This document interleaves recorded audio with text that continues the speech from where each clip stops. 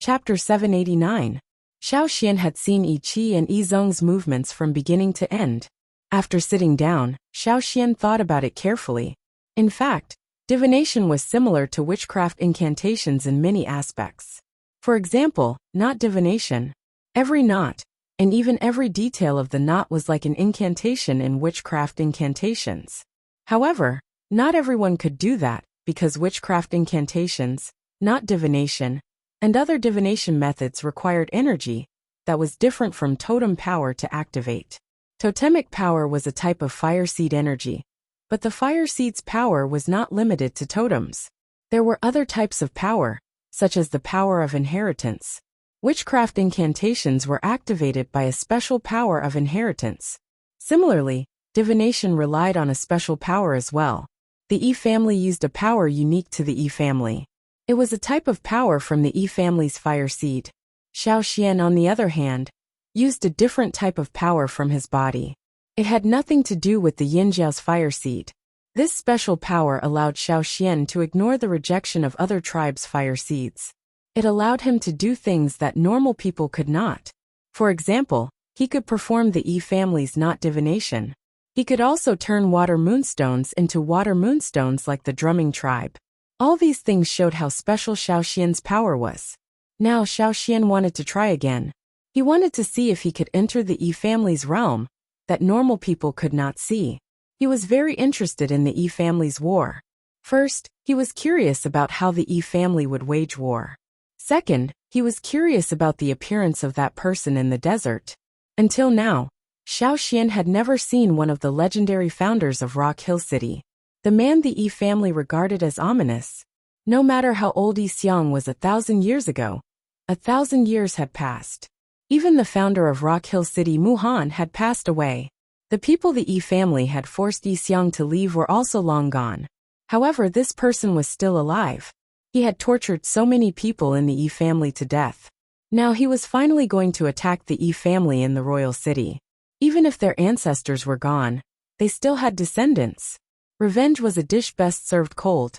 Yi Si had once told Xiao Xian that if this ominous really did attack the Yi family, he would do so with the intention of exterminating the entire family. There would be no mercy. Xiao Xian wanted to see just how powerful the legendary ominous of the Yi family was. Unfortunately, the Yi family's war was not something that normal people could see. Discarding all distracting thoughts, Xiao Xian held a straw rope in his hand and replayed Yi Zhong and Yi Qi's actions in his mind. Time after time, the memory deepened in his mind. As he repeated everything over and over again, to the point where every detail, every finger movement, and every grain of sand became clear to him, a pair of hands appeared in Xiao Xian's mindscape. When Xiao Xian received the legacy of knot divination from the Bansui leaf, he had learned how to use a straw rope to make a divination conclusion from this pair of hands. Right now the pair of hands were holding a rope. As Xiao Xian repeated Yi Qi's actions in his mind, the pair of hands holding the straw rope in his mindscape moved as well. The rope twined rapidly between the fingers of the pair of hands. Xiao Xian stared intently at the pair of hands. The knotting process was too complicated. Xiao Xian could not keep up with the speed of the pair of hands. Therefore, Xiao Xian stopped what he was doing and memorized every detail of the knotting process. The knots were much more complicated than the ones Xiao Xian usually made for divination. However, because the pair of hands were so fast, it only took them a breath to complete the knot.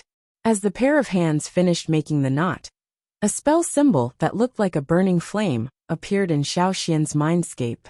The flame on the spell symbol was white at the bottom and orange-red at the top, just like the color of the Yi family's fire seed. When the pair of hands disappeared in his mindscape, the burning spell symbol disappeared as well. Xiao Xian carefully recalled the knotting motions of the pair of hands. His fingers, which were holding the straw rope, started moving as he recalled the knotting motions of the pair of hands. Although he did not know which member of the Yi family had created this legacy of knot divination, he had to admit that it was really impressive. His hands were like a translation machine, presenting the technique formed by the jade, the golden sand, and the square plate in the form of knots. As Xiao Xian recalled the movements of the pair of hands in his mind, He slowed down and broke them down bit by bit as he tried to make a knot. The straw rope in his hands also started to be knotted according to the movements of his fingers. However, compared to the knotting speed of the pair of hands in his mindscape, Xiao Xian's knotting speed was much slower. Wrong. A slight mistake caused the knot to fail. The straw rope wrapped around Xiao Xian's hands. It had been a long time since he had last seen this situation. It wasn't that the divination couldn't work, it was that there was a mistake. Thinking back to when he first practiced knotting knots, he often encountered similar situations.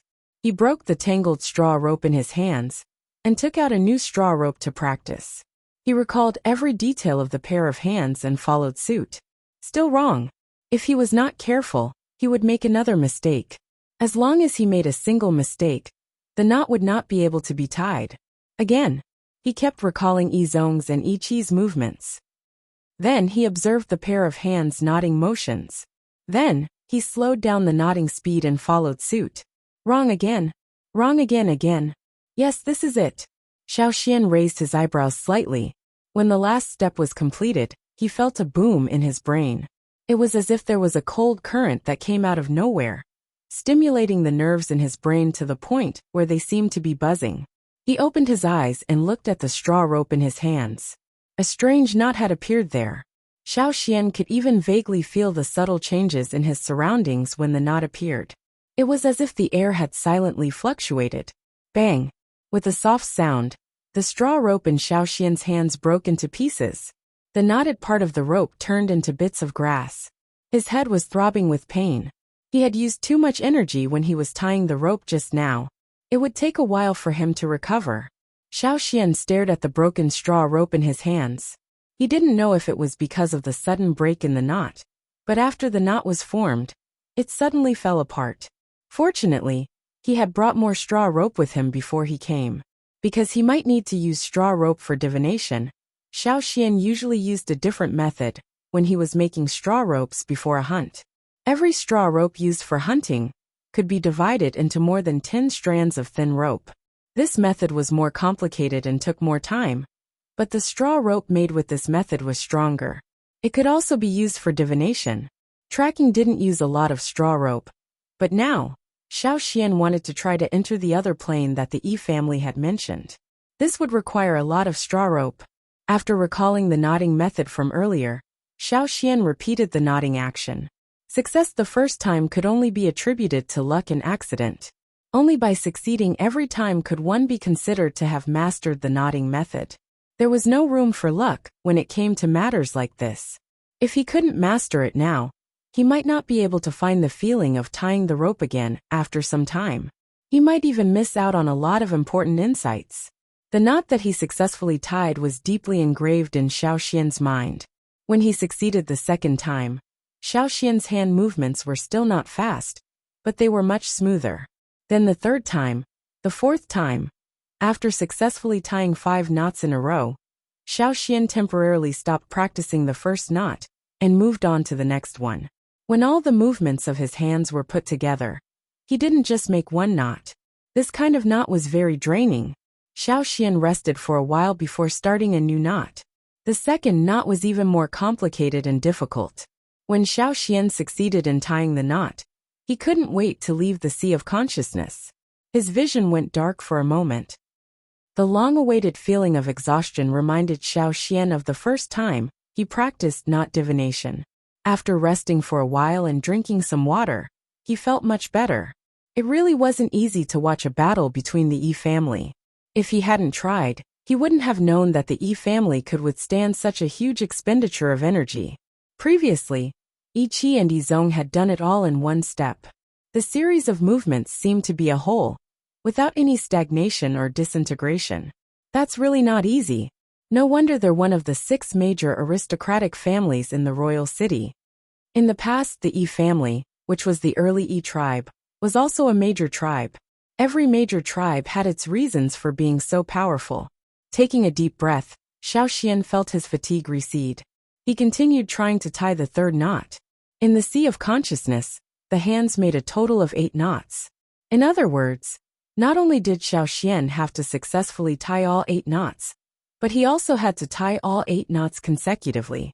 There couldn't be too long of a break in between, or the knots would directly break. This is a difficult task. Was Xiaoxian anxious? Of course he was.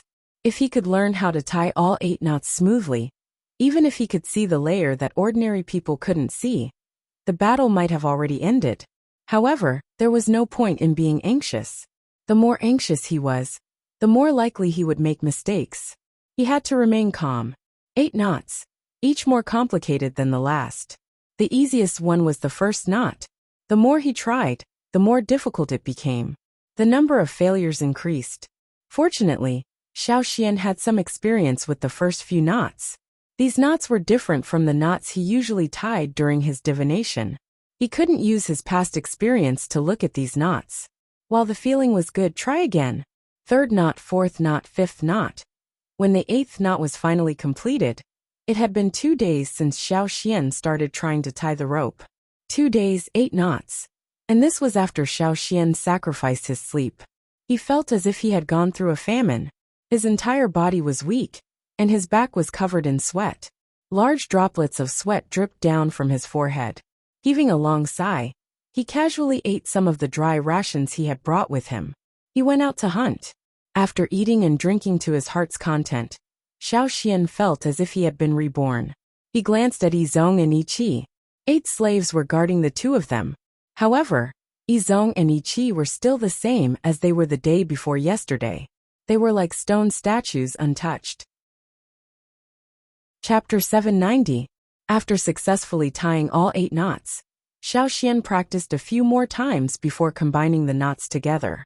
While Xiaoxian was practicing his knots at the foot of the mountain range next to Eagle Mountain, a solemn atmosphere filled the air at the Yi family's residence in the royal city on the other side of the sea. After so many years of development, the Yi family had split into many branches. The main branch was the Yi family's main branch, which was the branch that held the most power. At this time, almost all the members of the main branch of the Yi family were in seclusion.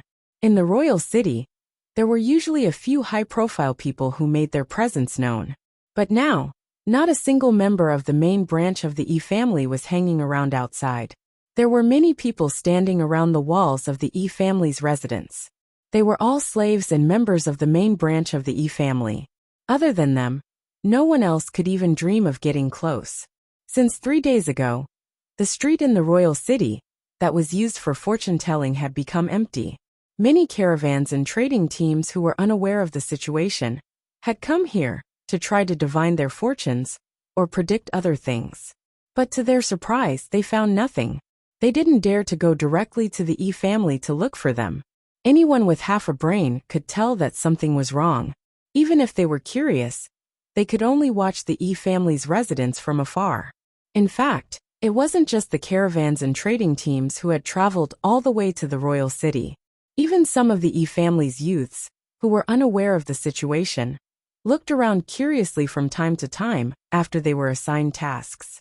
The members of the main branch of the Yi family rarely came to the main branch of the Yi family. But this time, all the members of the Yi family were on the move. "Father, why does everyone look so nervous? What are those people from the main branch trying to do? I heard that they are going to fight someone. Who are they going to fight with?" A youth from the main branch of the Yi family asked his father. If it was in the past, when his father heard someone mention the people from the main branch, he would definitely say some sarcastic words. The people from the main branch usually ordered the people from the side branches around and did not have a good attitude. It was just that they did not dare to vent their accumulated resentment, so they only talked about it in private. But at this time the boy's father frowned, his eyes filled with worry. Hearing his son's question, he looked up and said sternly in a low voice, "Shut up. Keep an eye on the surroundings. Kill whoever dares to barge in at this time."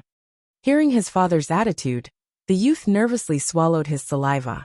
He knew that this time was different from the past, and the situation was likely quite serious.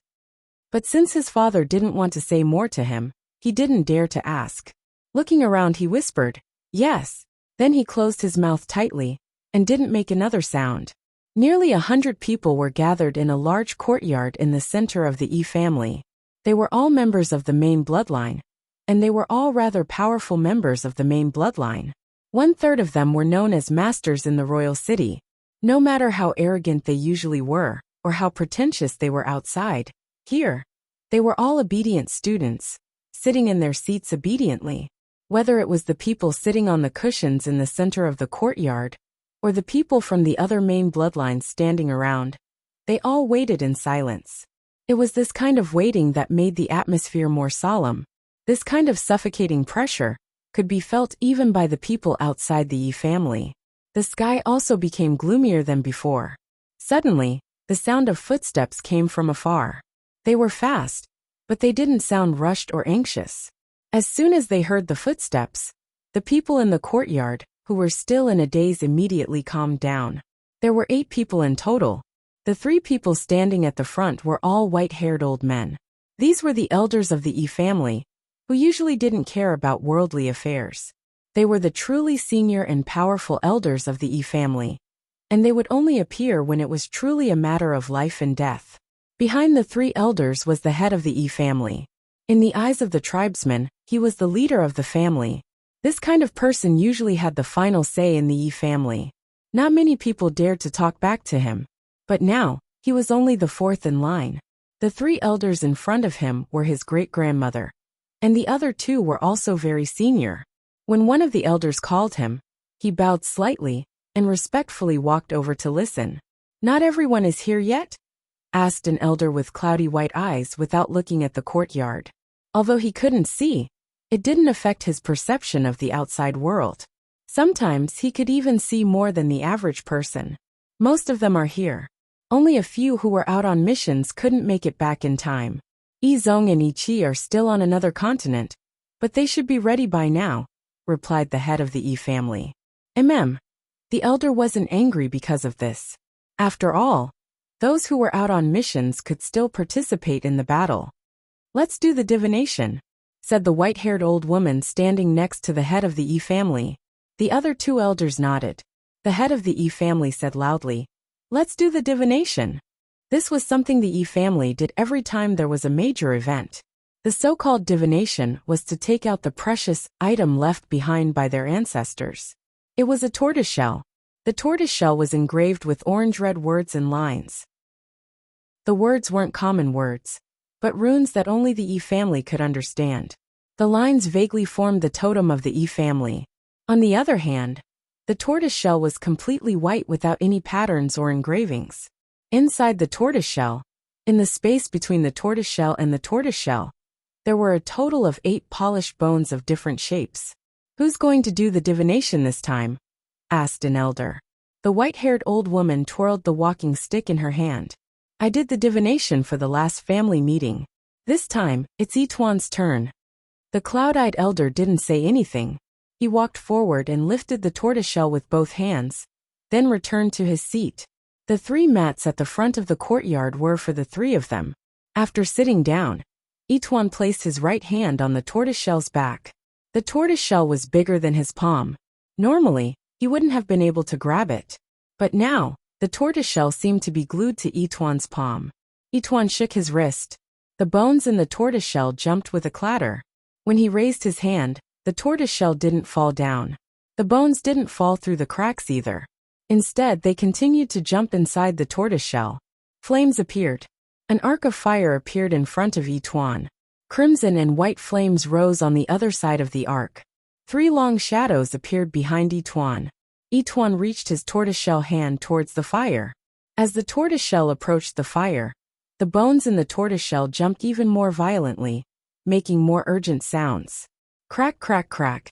The cracking sound drowned out the bones in the tortoiseshell. Orange-red cracks appeared on the tortoiseshell's belly. When the cracking stopped, Yituan retracted his hand and looked at the cracks. He had lost his eyesight, but that didn't stop him from seeing the cracks. The more he looked, the more serious his expression became. The more worried his eyes grew. Yituan passed the tortoiseshell to the other 2 elders. Their expressions weren't much better than Yituan's. "Looks like the Yi family is in for a tough battle," said Yituan. In fact, the results of the cracks were worse than what Yituan had said. It wasn't a tough battle, it was a battle to the death. But there was a chance of survival in death. But that chance was full of variables. The three elders knew this. But they couldn't say the results of the tortoiseshell now. They didn't want to waver before the battle. Sighing almost imperceptibly, Ituan said loudly, "Prepare for battle." A powerful ripple of power swept across the spacious courtyard like a sudden wave. The people around the courtyard didn't dare to breathe loudly. The orange-red gaseous flames that could be seen with the naked eye filled the surroundings and rolled around. Everything that the naked eye could see seemed to be distorted. Whoosh! Inside the tortoise shell, the sound of the bone pieces hitting the tortoise shell was hurried. The courtyard seemed to have blocked out all sounds. The sound of insects, the sound of leaves, the sound of people breathing, everything disappeared. The clattering of the bone pieces became the only sound in the courtyard. Whoosh! The clattering grew more urgent until it suddenly stopped. Open! It was as if an ancient beast had opened its black maw where Ituan was, swallowing everything in the courtyard. The surrounding buildings, people, flowers, and trees all disappeared, leaving only emptiness. Of course, this was only seen by the 100 or so people sitting in the courtyard. As for the people standing at the edge of the courtyard, other than a large totem in the courtyard, and the powerful aura fluctuations brought about by the crimson flame, there were no other major changes. In the emptiness, everyone's figures blurred. They could only vaguely make out a human figure glowing in flames. Even their silhouettes blurred occasionally, their faces indistinguishable. Ituan could sense that the person they were waiting for was about to appear. The person who had been predicted to bring misfortune to the Yi family 1,000 years ago would soon appear before them. Soon, several figures appeared in the emptiness not far from them. They were members of the Yi family, who couldn't make it back in time. Another figure appeared with the appearance of the Yi family's totem. Ichi Izong? The Yi family recognized them. Even though they couldn't see their faces, they recognized their auras. The Yi family didn't ask Ichi or Izong about the situation. Nothing mattered now except the impending battle.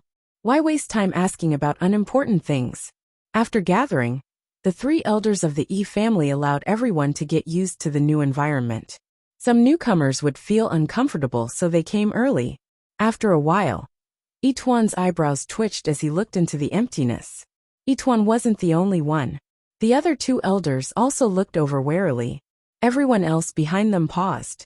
Did someone else come from there? The Yi family head was also racking his brains. He could not think of anyone who had not appeared here while on a mission. Even if there was, they would have appeared a little late. Based on the time, it should have been a few days ago. The Yi family wouldn't make such a mistake. Excluding all these, could it be that the person who appeared now was their enemy this time? Nuts. Ituan couldn't hide his surprise. With their abilities, they could tell how anyone who wasn't in the Yi family's headquarters got in. The ripples weren't the Yi family's usual method but the long-lost knots. He wasn't familiar with knot divination, and only knew a little about it. He could guess what method was used based on the ripples. Knots. The rest of the Yi family were equally shocked. Didn't the Yi family's knots branch disappear a long time ago? Why would they appear here now? No, there was someone else. Yi Xiang knew knots too. This meant that even if the person wasn't Yi Xiang, he was very likely related to him. Knots were a type of grass. Together with armor and bone divination, grass was the Yi family's three most powerful divination branches. Divination came from them. Rumor had it that the ancestors of the grass branch only needed to pluck a blade of grass from a mountain to know what they wanted to know. Unfortunately, time passed quickly, and many years had passed. In the end, only the knotted rope school was left of the originally complicated grass school. The other schools had already evolved, more or less adding other materials to assist them. Some had even absorbed the elements of armor and bone reading to create other new methods. The knotted rope school was also regarded as the most conservative, stubborn, and unreasonable school. At the same time, it was also the poorest school. This was because the knotted rope school did not have the concept of money, nor did they pursue material pursuits. If someone they did not like offered a lot of money, they would not lend a helping hand. As a result, they were gradually pushed aside, becoming destitute and declining. The last master of knots died 1,000 years ago. What made the Yi family gnash their teeth was that the master had taken in a disciple before he died. The master only took in one disciple in his life, And that disciple was the thorn in the Yi family's throat, Yi Xiang. When Yi Xiang left, he took the master's knots legacy with him. Since then the Yi family no longer practiced traditional knots. Knots disappeared, but it didn't affect the Yi family much. Later generations of the Yi family came up with even more powerful divination methods. The first thought that came to everyone's mind was, is there a traitor? Yiqi Yizong, who were you with before you came? Yituan suddenly asked. Yiqi and Yizong were taken aback by Yituan's question, not understanding why. Was Yituan suspecting them? Suspecting them of betrayal? That wasn't right either. Yituan's voice was stern, but it wasn't directed at them. This wasn't the tone of a traitor. Several people flashed through Yiqi's mind, including Xiao Xian, but he firmly rejected them. It couldn't be that tribesmen. Tribesmen couldn't possibly know about the Yi family's core. Yizong was also thinking. The first thing that came to mind was Yanjiao Xiao Xian. But he didn't believe it either, so he didn't know how to answer. Soon the ripples became more obvious. There were even flames, indicating that a figure was about to appear. However, unlike the Yi family, there was no Yi family totem. Before Yizong and Yiqi appeared, there would be a Yi family totem formed from the fire seed's flames beneath their feet. What did it mean if there was no Yi family totem? They weren't even from the Yi family. Yi Xiang was also from the Yi family, and had Yi family blood in him. This wouldn't happen. Then who was it? Yizong's guess suddenly became 80% likely. Xiao Xian? Is it Xiao Xian from the Yanjiao tribe? What? A tribesman? And a Yanjiao tribesman? Even the three leading figures were stunned. If one could see their expressions, they would be filled with shock and disbelief. If the speaker wasn't Yizong, but someone else from the Yi family, they would have been scolded. However, Yizong was a genius of the younger generation. He wasn't one to spout nonsense or make random guesses. While the Yi family was still in shock and disbelief, the flames grew bigger and bigger. Unlike the Yi family's fire seed, the flames were crimson, but there was still no totem. The flames finally condensed into a blurry figure. It was much more blurry than anyone else in the Yi family. It looked like it could scatter at any moment. This aura. Yiqi looked in that direction, as if he had been struck by a bell. Yanjiao, Xiao Xian. Chapter 791. Xiao Xian felt his eyes burning, and it was difficult for him to even open them. It was as if someone was hammering his head with a hammer, causing him to feel a dull pain. His eardrums also hurt so badly that he even suspected that he had gone deaf. There was a cacophony of noises all around him. It sounded like the collective howling of wild beasts in the forest, but it also sounded like someone was making a racket. The cacophony was endless, but it didn't feel real. Even if he covered his ears, the cacophony wouldn't stop. Xiao Xian didn't know why it was like this. He was just practicing the 8 knots, and as he gradually became more familiar with them, he suddenly felt his surroundings change.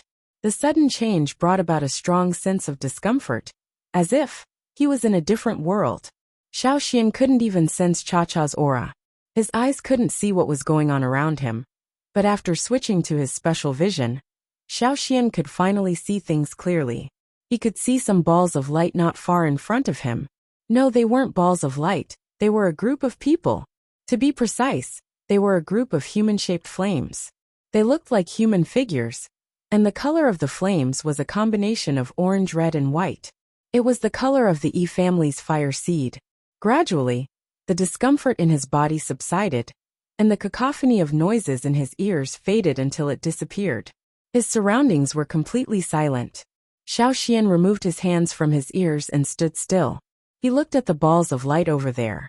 After switching to his normal vision, what he saw wasn't much different from what he saw with his special vision. His surroundings were still pitch black, and he couldn't see the end of it. In the darkness, the gathering of the balls of light was the most obvious. Xiao Xian Yanjiao? A voice with obvious shock and astonishment sounded.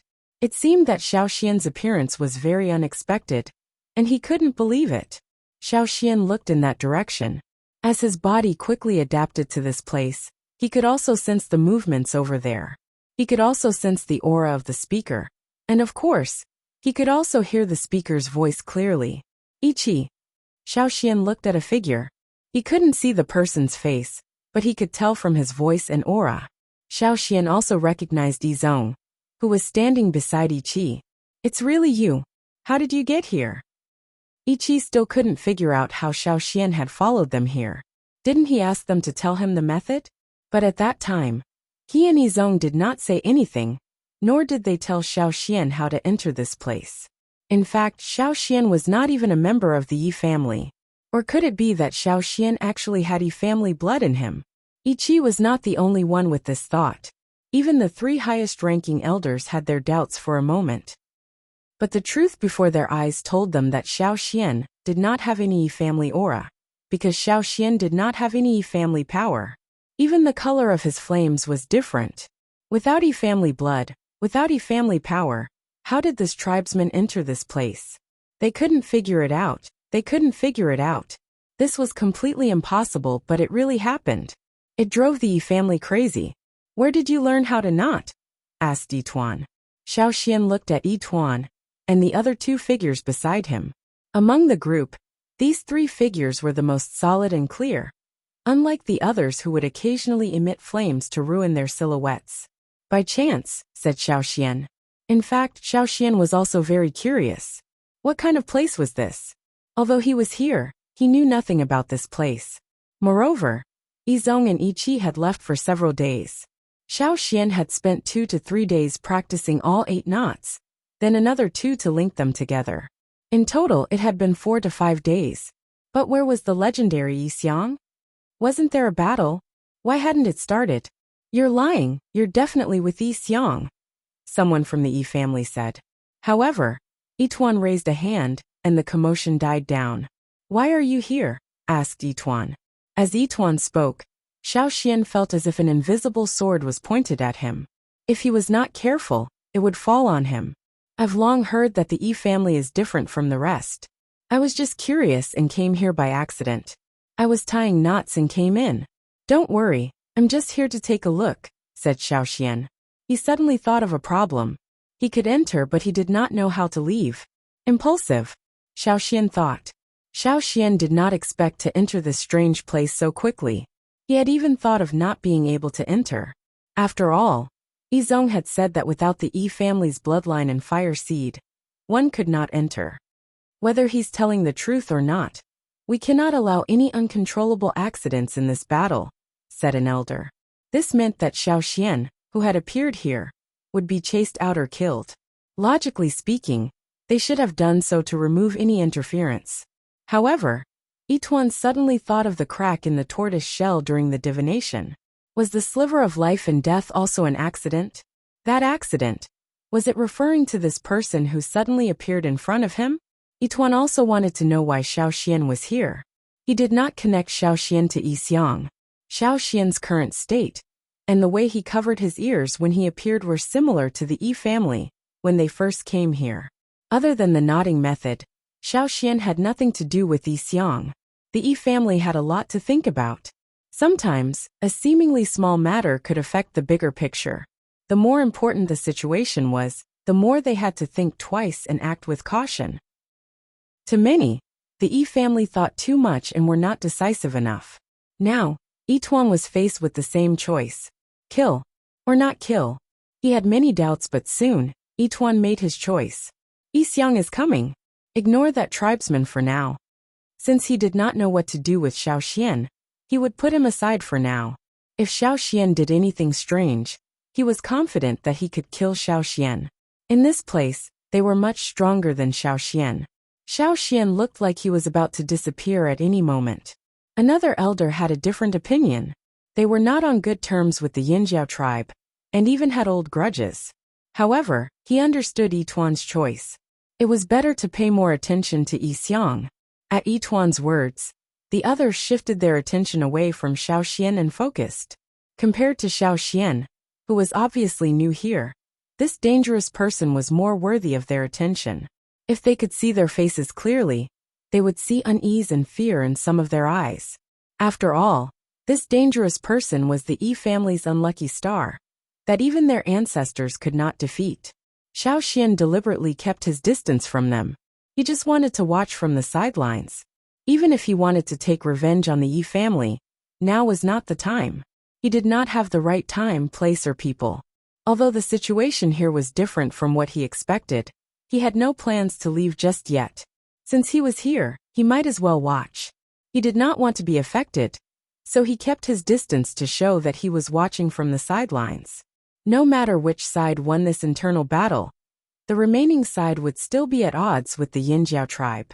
Xiao Xian could learn more about the people on both sides through the battlefield, which would help him in the future, especially Yi Xiang, who had to be carefully observed. This was why Xiao Xian was willing to risk entering this place. His understanding of Yi Xiang was limited to what he heard from others, and the pitiful records left by his ancestors. On the mainland in the desert of Rock Hill City, a hooded figure slowly walked into the underground palace. Shu respectfully followed behind and walked in together. There were no other Rock Hill City people in the underground palace, only a few figures covered in linen. Even the stones used for light were pitifully few. Faint shadows on the stone walls of the walkway changed with each person's movements. The hooded figure in front of Shu revealed a pale hand from his wide sleeve. The hand was very thin, as if only a layer of skin was attached to the bones. The shape of the bones at the joints was very obvious. The palm of the hand was slightly raised, holding a string of objects. Some pieces of wood had been shaved into various shapes with holes drilled in the middle. They were then connected by straw ropes to form a closed loop. Her fingers were slightly curled in the palm of the hand. His thumb rested on a piece of wood the size of a fingernail. Every piece of wood on the string was engraved with patterns, but not everyone could understand them. There was a circular hall in the underground palace. As he walked towards the center of the hall, the man in the cloak moved the wooden ornament on his hand with his thumb at a steady pace, as if he was an old man taking a leisurely stroll. When he was about to reach the center of the hall, he slightly raised his other hand, that was not holding any wooden ornament, and waved it slightly. Shu, who was following behind, immediately stopped and bowed to the other party. He glanced at the 5 people guarding the hall. These 5 people were also covered in linen. He couldn't see their faces and they weren't breathing. Retracting his gaze, Shu turned and left the hall. As he waved his hand, the hooded figure's footsteps didn't change, still maintaining his original speed and strength. When he walked into the center of the hall, when his foot landed on the last step, his thumb pressed against a piece of wood on the wooden ornament and paused. A flame suddenly lit up and drew an arc in front of him. The orange, red, and white fireball ignited. The flames weren't tall, but the entire underground palace was under an extremely strong pressure. All the illuminating stones in the underground palace shattered with a bang. The entire underground palace, except for the fire in the main hall, was plunged into darkness. The guards outside the underground palace suddenly felt as if there was a mountain pressing down on them. Bean-sized beads of sweat continued to slide down. After they were 100 meters away from the underground palace, the pressure gradually eased. When Shu walked to the entrance of the underground palace, he felt a sense of collapse. When the pressure in the underground palace appeared, he hadn't walked out of the underground palace. He wasn't far from the entrance, only a distance of 10 steps. But these 10 steps, although it wasn't a long distance, made him sweat like he had just been fished out of the water. He gasped for breath, as if he had just experienced a great battle. Waving his hand to block the people who came to support him under the pressure, Shu walked forward with difficulty, as if he was wearing heavy shackles. The further he went from the underground palace, the easier his feet became, and the pressure on his body gradually decreased. After walking out of the underground palace, and another 100 meters away, Shu breathed a sigh of relief, and turned to look at the underground palace. A stone door blocked the entrance to the underground palace. It made a loud bang. The yellow sand above seemed to be driven by the vibration and slid down. In the blink of an eye, the entrance to the underground palace was buried. Looking from a distance, only a sand dune could be seen. Chapter 792. Xiao Xian was trying his best to get used to this place. Although it was much better than when he first arrived, he still felt uncomfortable. Although he could still stand, he felt as though he was suspended in midair. It didn't feel like he was stepping on the ground, but he couldn't fall. He could still walk if he wanted to. It was really strange. He didn't have a physical body, but he could still hear and see. Xiao Xian had guessed that this place might have been created using the power of the fire seed. However, there were still many inconsistencies. The darkness around him also seemed to hide many things that couldn't be seen. It was mysterious and unpredictable. However, Xiao Xian didn't think too much about it. Soon he felt a strong wave of energy coming from somewhere. It was similar to the energy coming from the Yi family, but there were also obvious differences. Anyone could tell the difference between the two. A line of fire suddenly appeared in the void in the distance, drawing an arc in the place where the power fluctuations were. A ball of fire appeared at one end of the arc. Whether it was the arc of fire or the ball of fire, they were very different from the ones on the Yi family's side. The most obvious difference was that the ratio of the two colors in the flames was different. On the Yi family's side, the ratio of orange-red flames to white flames was almost 50-50ths. However, the arc of fire and ball of fire that appeared now was dominated by white flames, accounting for more than 2/3 of the flames. On the other end of the arc of fire, a figure appeared. It was a very clear figure that seemed to be flashing with fire. Rinpochian could even see the slight movement of the cloak that this person was wearing. Xiao Xian had already noticed that the stronger one was, the clearer the figure formed here. This clarity didn't refer to the appearance of the figure. Everyone was formed by flames, so he couldn't see their faces. On the Yi family's side, there were only orange-red and white flames. There were almost no other colors. The so-called clarity referred to the silhouette of each figure and the overall feeling of the figure. Xiao Xian was the weakest among them. This was because he could only vaguely make out the shape of a human. The flames fluttered, and it looked like a gust of wind could blow them away. In comparison, the Yi family was much clearer, especially the three leaders of the Yi family. But now, this newcomer was even clearer than the three elders from the Yi family. It was as if all the flames that formed this figure were used to condense this figure. Not a single bit of the flames spread out. The edges became clearer and clearer, forming a clear boundary with the surrounding darkness. With just a glance, the difference in strength was immediately apparent. As soon as this figure appeared, Xiao Xian could clearly sense the tension in the Yi family. They were afraid. Yi Xiang? Yi Tuan asked in a low voice. Although Yi Xiang was superior to them in terms of strength and seniority, Yi Xiang was someone the Yi family was determined to get rid of. Hence, seniority did not matter at all. There was no respect in his tone, as he called Yi Xiang by his name. His tone was filled with caution and caution. Yi Tuan had wanted to ask why Yi Xiang wanted to kill the Yi family. After all, Yi Xiang was still a member of the Yi family. Did he really want to wipe out the Yi family? Also, where did the important things the Yi family took away go? Did he really create those monsters in the desert? Yi Tuan had many questions to ask Yi Xiang, but Yi Xiang had no intention of answering. He did not even make a sound. Xiao Xian saw the newcomer look up at Yi Tuan's words. Then, without a word, he walked towards the Yi family. As he walked, the totem beneath his feet moved as well. The fireball in front of the arc of fire was not directly in front of him, but diagonally above him, moving with Yi Xiang's movements. Yi Tuan's heart tightened. He knew that Yi Xiang did not even want to talk to them. Without another word, he shouted, "Guard the formation!" The 100 or so members of the Yi family were not here to attack, but to guard the formation. If they went out alone, they would only end up as cannon fodder. They were only useful when guarding the formation. These 100 people were the core and most outstanding members of the Yi family. The Yi family had really put in a lot of effort this time. A huge totem appeared beneath their feet and expanded. Their powers merged into one. Beneath their feet, including Yi Tuan and the other two elders, there was no small totem. Instead, there was a large Yi family totem. The curved path of flames formed a wall of fire in front of them. In front of the wall was a huge ball of fire, half orange-red and half white, exuding the powerful aura of a fire seed. Their combined might made one's heart tremble. Fiery light surged, and it was even more dazzling than when it first appeared. A fire pit. The aura and the flames made Xiao Xian feel like a temporary fire pit had been built. However, it was understandable. Blood and fire came from the same source. After the fire seed fused, Everyone could be seen as a small fire seed.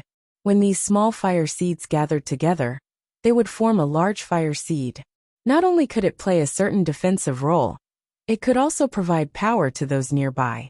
However, although the combined aura of the 100 or so people looked powerful, Xiaoxian felt that many of the Yi family members did not seem confident at all. Solemn and nervous. This was probably how most of the Yi family felt. Go. Yituan raised his hand. A bright white dot flew out of his palm. It passed through the fire and instantly transformed into a 20-meter-tall beast. It looked like a tiger or a leopard, but its figure was blurry. Flames rose around it.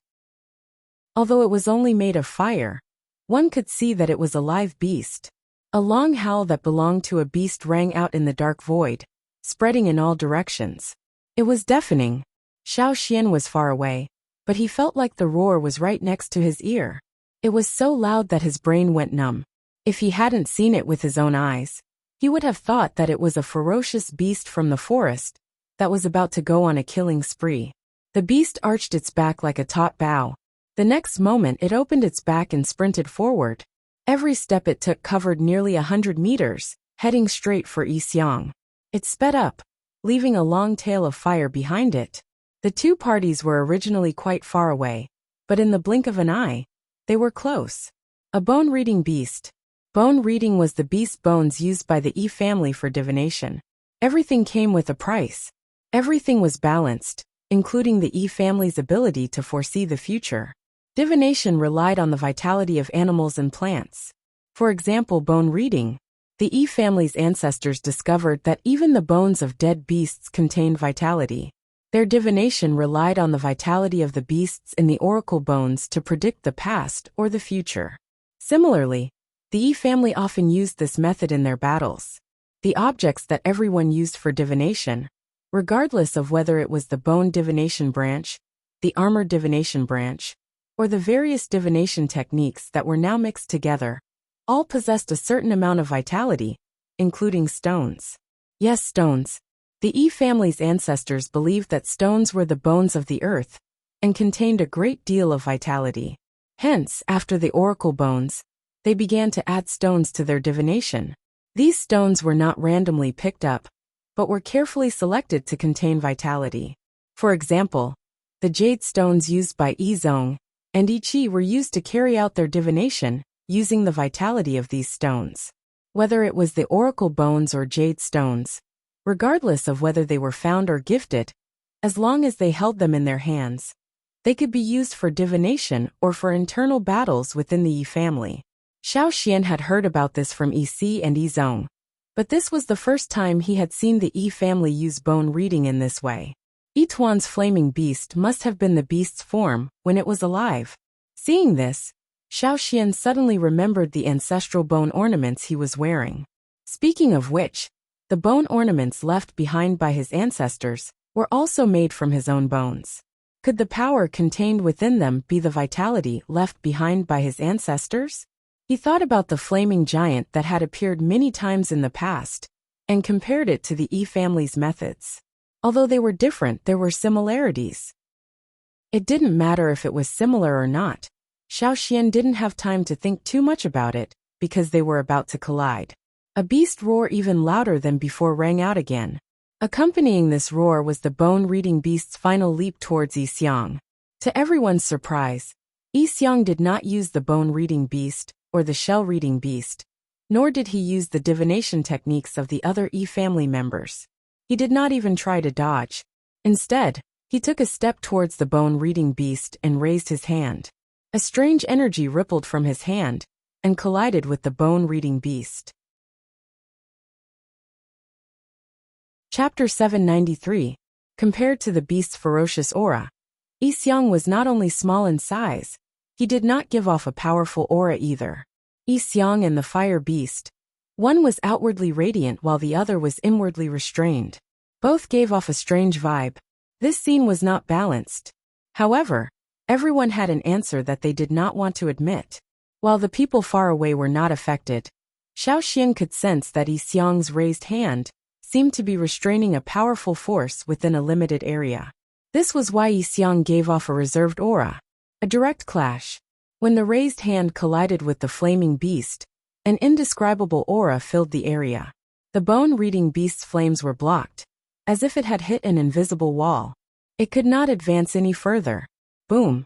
The collision of power brought about a powerful tremor, causing the dark void to distort. A trace of frenzied aura recklessly exploded, as if it wanted to tear apart everything it came into contact with. Everything that stood in its way was shattered into pieces. In the dark void, it was as if a violent hurricane had suddenly appeared. At that moment, it made people feel as if there was an unparalleled force flowing in all directions. On the battlefield, the bone-reading beast's flaming body was not only unable to advance any further in front of the hand, it began to crack from head to toe, all the way to its elongated tail. Not a single part of it was spared. A bright white that appeared as the flaming beast's body cracked open. The next moment it was caught by the hand. The 5 fingers clenched tightly.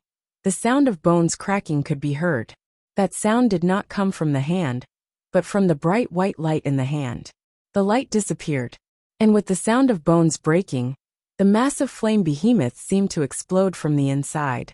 Countless sparks splashed out, and the originally powerful energy fluctuations became even more violent.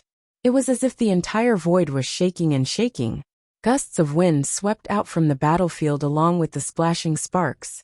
The orange-red sparks were like brilliant fireworks, flying from the battlefield to the farthest reaches of the void. The resulting storm seemed to blow people away. Blowing people away?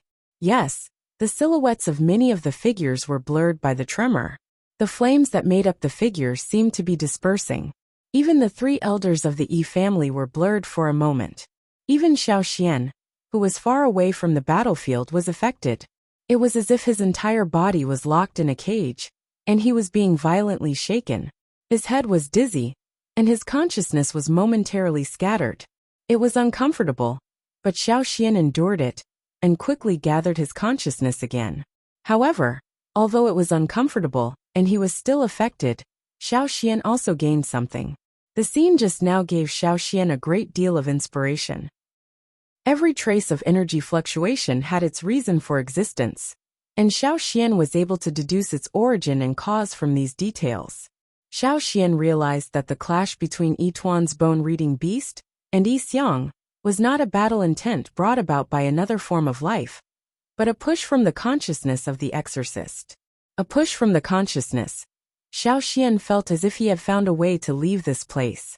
However, he did not want to leave just yet. It was rare for him to meet the legendary Yi Xiang of the Yi family, and he was unwilling to leave just like that. He had yet to see how powerful Yi Xiang was. Furthermore, observing Yi Xiang's abilities was his goal in coming here. Let's wait and see, Xiao Xian thought. The scattered sparks seemed to be scorching hot, but the Yi family felt a chill run down their spines. This was just a test from Yi Tuan, but it was not a casual attack. If it had been used on anyone else, it would have been a fatal blow. However, against Yi Xiang, who was walking slowly towards him, it was reduced to nothingness in a single blow. What little confidence they had left fell again, and fear rose in their hearts. The rumors were true. Yi Xiang was indeed powerful. This was only a probing exchange. His true strength was still unknown for the time being. For the Yi family, the unknown was the scariest. Yi Tuan shuddered in disbelief. Even though Xiao Xian could not see his face in his current form, he could guess his expression. The white light was the fire beast's source of power, a bone that gathered all the life energy in the beast's bones. Just now, the fire beast's source of power had been destroyed. It could no longer exist. At the same time, in the Yi family's mansion in the royal city, a bone in front of Yi Tuan shattered with a crack. Amidst the oppressive silence, the cracking sound came abruptly. Everyone standing in the surroundings looked over. A middle-aged man nearby stared at the broken bone in front of Yi Tuan, his eyes almost popping out of their sockets.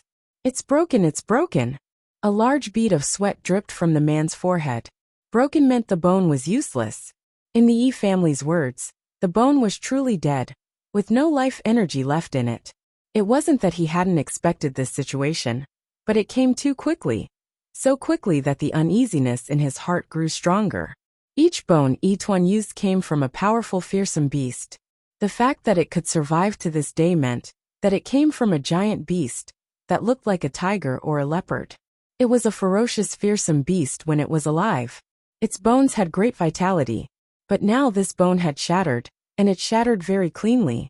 It shattered into pieces almost instantly, not giving anyone time to react at all. How long had it been? This was not good. This was the same thought that came to everyone's mind. In the endless darkness of the void, Yi Xiang, who had paused for a moment because of the fire beast, looked at Yi Tuan and the rest, speaking in a rare moment. Your generation is not good. His tone was flat and emotionless, and it was impossible to tell his age. It was even more impossible to guess what the speaker was feeling at this moment. If it had been anyone else, they would have exuded an indescribable cold arrogance. But Yi Xiang was different. He exuded an eerie calmness, though no one knew how much madness was hidden under that calmness. Yi Xiang's rare words were the first he had spoken since he appeared. In layman's terms, he was calling Yi Tuan and the rest a bunch of trash. This was a resounding slap to the faces of all the Yi family members, including Yi Tuan and the other two old men. Yi Tuan was infuriated to be rejected by a senior of the family, and a traitor of the Yi family at that. But he had to admit that the test had surprised them. Yi Xiang turned to look in Xiao Xian's direction. He could not see Yi Xiang's face, but Xiao Xian could feel his eyes boring into his brain and heart. At this moment, he felt like he was being seen through by Yi Xiang's eyes. Xiao Xian, why are you looking at me like that? Xiao Xian was prepared to retreat at the first sign of trouble. This was the Yi family's home ground. He would not gain any advantage here. He would not fight the Yi family directly, much less the unknown Yi Xiang. If he did, Xiao Xian would have to retreat. He was not a member of the Yi family anyway. He did not have the family's pride to fight Yi Xiang. Fortunately, Yi Xiang did not continue to stare at Xiao Xian. After a brief glance, he turned to Yi Tuan and the rest and started walking again. His speed and distance were exactly the same as before, as if measured by a machine. Xiao Xian had a feeling that Yi Xiang was like a ticking time bomb with a dial. His legs were the needle on the dial. When the needle reached the end, it would cause an even more destructive storm. Chapter 794. Xiao Xian watched as Yi Xiang lifted the hand that had smacked the bone-reading beast away, then drew an arc in front of him. In the next instant, the arc of fire on the Yi family totem under Yi Xiang's feet expanded abruptly, spreading to both sides like a raging river. The flames on the fire path rose higher, no longer restrained. Like a gathering of 10,000 beasts, they were about to charge forward. Yi Xiang's totem had been the size of a normal totem, but now it had expanded to the size of a few hundred people. It was about the same size as Yi Tuan's totem, perhaps even larger. Yi Tuan felt even more pressured by the fact that one person could do this. If possible, he did not want to fight such a person, but he had no choice. Xiao Xian's brows twitched. Even from afar, he could clearly feel the pressure spreading from the other side. Although his body was not here, Xiao Xian felt his hair stand on end, as if a cold current was running through his body. This was not going to work. Yi Tuan's probing earlier had affected Xiao Xian. Xiao Xian would not be able to avoid an even bigger storm. The next clash between the two sides would be a real battle of strength. Strong against strong, tough against tough.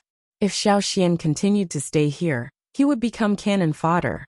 It was not safe, it was too dangerous. Was it worth the risk to stay? After some thought, Xiao Xian decided to leave. Just now, when the two sides collided for the first time, he had figured out a way to leave. He planned to give it a try. It would be best if he could leave, but if he couldn't, he would retreat a little further, and then be prepared to welcome the impact of the storm. This was a form that surpassed his consciousness. It was similar to when he controlled the flame giant. Xiao Xian thought as he observed himself. As if parting a cloud, Xiao Xian saw a white dot. Xiao Xian suddenly thought of Yi Tuan's bone-reading beast. Like the bone-reading beast, the white dot was the core of Xiao Xian's existence. It was similar to but not limited to. It also had powerful life force like a soul. At this moment, there were many more flames wrapped around the bright white. What Xiao Xian needed to do now was to remove all the flames that were wrapped around the bright white flame. Using only his consciousness, he could use the power available in this state. Although it looked like he had left his body, he could still use many powers, such as totemic power and another power in Xiao Xian's body. What Xiao Xian was using now was a power that was not from the Yinjiao fire seed. A thin white line of fire appeared around the white flame.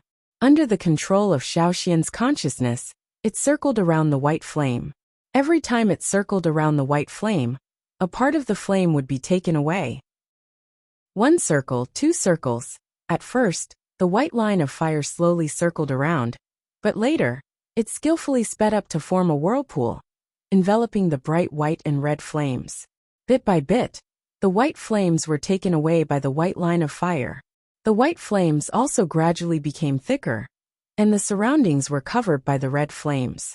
This was only happening in his sea of consciousness. In this dark void, the human-shaped flame on Xiao Xian's body decreased from bottom to top at a speed visible to the naked eye, as if it was disintegrating on its own according to a specific pattern. Yi Xiang, who was about to attack Yi Tuan, paused, turning to look at Xiao Xian. Yi Tuan saw Yi Xiang's reaction and glanced over as well, only to see half of the figure disappearing. There was a person standing there, of course people would notice. Although Yi Tuan focused all his attention on Yi Xiang, many people from the Yi family were also watching Xiao Xian. Their target this time was not Xiao Xian, but they would not trust a tribesman, especially one with old grudges. Of course they had to be cautious. The moment Xiao Xian started moving, the guards noticed that Xiao Xian was about to leave. However, they were more concerned about Yi Xiang and pretended not to see Xiao Xian. After all, Xiao Xian was about to leave. They did not expect Xiao Xian's disappearance to attract Yi Xiang's attention. Yi Xiang even stopped in his tracks. When Xiao Xian completely disappeared, Yi Tuan sensed carefully, but could not sense Xiao Xian's presence. Right now, there was only the Yi family's fire seed's aura in the air, nothing else. They had wondered if Xiao Xian was the unforeseen accident, but now it seemed that was not the case. Yi Tuan did not know whether to sigh in relief or disappointment. His emotions were complicated. Xiao Xian from the Yinjiao tribe did not have the Yi family's bloodline, and his fire seed's flame was different from theirs. However, Yi Tuan's first impression of him was not out of place, just strange. But now was not the time to think about it. Questions could be left for later. Perhaps the kid was worried about being caught in the crossfire and ran away. What happened just now must have scared him. Many people from the Yi family thought so. Calm down, Yi Tuan shouted. This was to distract them from paying attention to anything else. After Yi Tuan's reprimand, the people guarding the formation calmed down. It was good that the tribesmen had left. They did not have to worry about him. They did not have to worry about an outsider becoming an unexpected factor in this battle, nor did they have to worry about Xiao Xian appearing again. Did he think he could come and go as he pleased? Most of them would make ample preparations before entering this place. After all, it required a lot of energy, and it was easy for the mind to get tired. Although it was easier to exit than when they entered, it was not that easy. Only a small portion of the Yi family could enter this place. It was already a surprise that a tribesman could make it here. Leaving safely could only be considered lucky. The Yi family no longer thought about Xiao Xian. Xiao Xian's appearance and departure was like a pebble thrown into a vast lake. It only caused small ripples, not waves. On the other side, when Xiao Xian opened his eyes, he felt dizzy for a moment. His vision darkened, and his brain was very tired. It took him a while to recover. He looked around him. Cha-Cha was perched on a nearby cliff, one paw pressing down on a snake as thick as an adult's thigh. It was pecking at its food. This kind of snake was not considered big in this forest, but in this area, it was already a rare big snake. After all, there were very few beasts living in this mountain range. Noticing that Xiao Xian was awake, Cha-Cha tossed the half-dead snake in front of Xiao Xian and hissed twice. I'm fine. I'm just a little tired. Xiao Xian patted Cha-Cha's bird head. He got up and slowly walked 2 steps. His feet stepped on the firm ground, and he felt the strong support of the ground. This place was completely different from the void. Xiao Xian looked at Yizong and Ichi. He saw that they were still sitting in the same position as before. However, the jade stones on the square plates in front of them had changed positions. The biggest difference was the Yi family totem, where Yizong and Ichi were sitting. Compared to before, the arc of fire in the totem was bigger and brighter. The flames were also taller. Naturally, the pressure it gave off was greater. The slaves guarding near the two of them were also further away. Yizong and Ichi were among the people guarding the Yi family. Xiao Xian did not find it strange that such a change would occur under the influence of 100 people. Xiao Xian did not look at the two of them. He felt that he had used up too much energy. He went hunting with Cha-Cha in the distance to find food. After eating and drinking, he even slept for a long time. His fatigue had completely disappeared. Xiao Xian thought for a moment and sat down again. He took out a straw rope and tried to enter the void using the 8-rope knot method. With his previous success this time, Xiao Xian only wasted 3 straw ropes. The dark void appeared again. With his previous experience, Xiao Xian quickly steadied himself and suppressed the discomfort. Xiao Xian had been thinking that he had already left to eat and sleep. By the time he returned, the two sides should be almost done fighting, right? But when Xiao Xian looked over, Yi Xiang and Yituan did not look much different from when he left. The two sides, who had just calmed down and prepared for battle, realized that the person who had just left had reappeared. Yituan was about to throw out a bone divination when he froze. Yi Xiang, Yituan, the Yi family. His aura was different from the Yi family, so the Yi family recognized him immediately. Why was he here again? How was this possible? The first time was a coincidence, a stroke of luck. What about the second time? They thought it was a stroke of luck to be able to enter this place and leave safely, that tribesmen would be able to brag about it. Who knew he would appear again? And this time, Xiao Xian's figure was more solid, not as blurry as the first time. In fact, he looked similar to many of the Yi family guards. They would not believe that Xiao Xian did not know how to enter this place. Sensing everyone's stares, Yizong and Ichi said in unison, "It wasn't us." They really did not tell Xiao Xian how to enter this place. If not for the fact that the situation was not right, and there was no time to explain, Yizong and Ichi would have sworn a long oath to prove their innocence. Everyone had just calmed down and prepared for battle when Xiao Xian's sudden appearance and disappearance made them uneasy again. Especially Yituan. Since when could a tribesman do things that even the Yi family could not do? Yi Xiang did not say anything, but he stopped what he was doing. Both sides stared at Xiao Xian, who had reappeared. Xiao Xian was also confused. The battle had not begun. Xiao Xian had already noticed something strange about this place. He had left for so long, even had a meal and a nap. Why had the battle not begun yet? Xiao Xian had a guess. This place was different from the real world. The time was different. Chapter 795. To verify his suspicions, Xiao Xian decided to leave the dark world. The Yi family had not started fighting yet, and Xiao Xian felt that his reappearance had attracted the attention of the Yi family, especially Yi Xiang. Yi Xiang had been watching him ever since he appeared. Xiao Xian only wanted to see how capable Yi Xiang was. He did not want to provoke Yi Xiang here. Even though he was surrounded by darkness, the atmosphere was too tense. Xiao Xian didn't want to stay here and risk his life. He thought it would be better to wait until the two sides were almost done fighting before he came back. By then, both sides would have exhausted a lot of energy and wouldn't spend much time watching him. When he opened his eyes again, Xiao Xian saw a pile of animal bones not far away. They were the remains of a snake that Cha-Cha had eaten. Before Xiao Xian left and entered the dark world, Cha-Cha had just finished eating the snake. Recently, Cha-Cha had been eating snakes the most. Perhaps it was because he had almost been eaten by a snake when he first came to Eagle Mountain. But Cha-Cha had always been hostile towards snakes. He often caught snakes to eat in the forest and ate even more on the way to Eagle Mountain. Xiao Xian remembered the snake bones not far away from Xiao Xian. It had horns on both sides of its face, and its skull had horns as well. This type of snake was rare, and Xiao Xian had only seen Cha-Cha eat it once before he entered the dark world. Therefore, the snake skull not far away must be the one that Cha-Cha had eaten. Xiao Xian felt that he hadn't been away for long this time. Although he had stopped for a while in that strange dark world to observe the people on both sides, it had only been about 10 minutes. But now, Xiao Xian found that the blood on the snake's bones had changed color, and some of the remaining meat had begun to dry. According to the environment, it should have been nearly half a day since Cha-Cha finished eating the snake. As expected, the timing was off.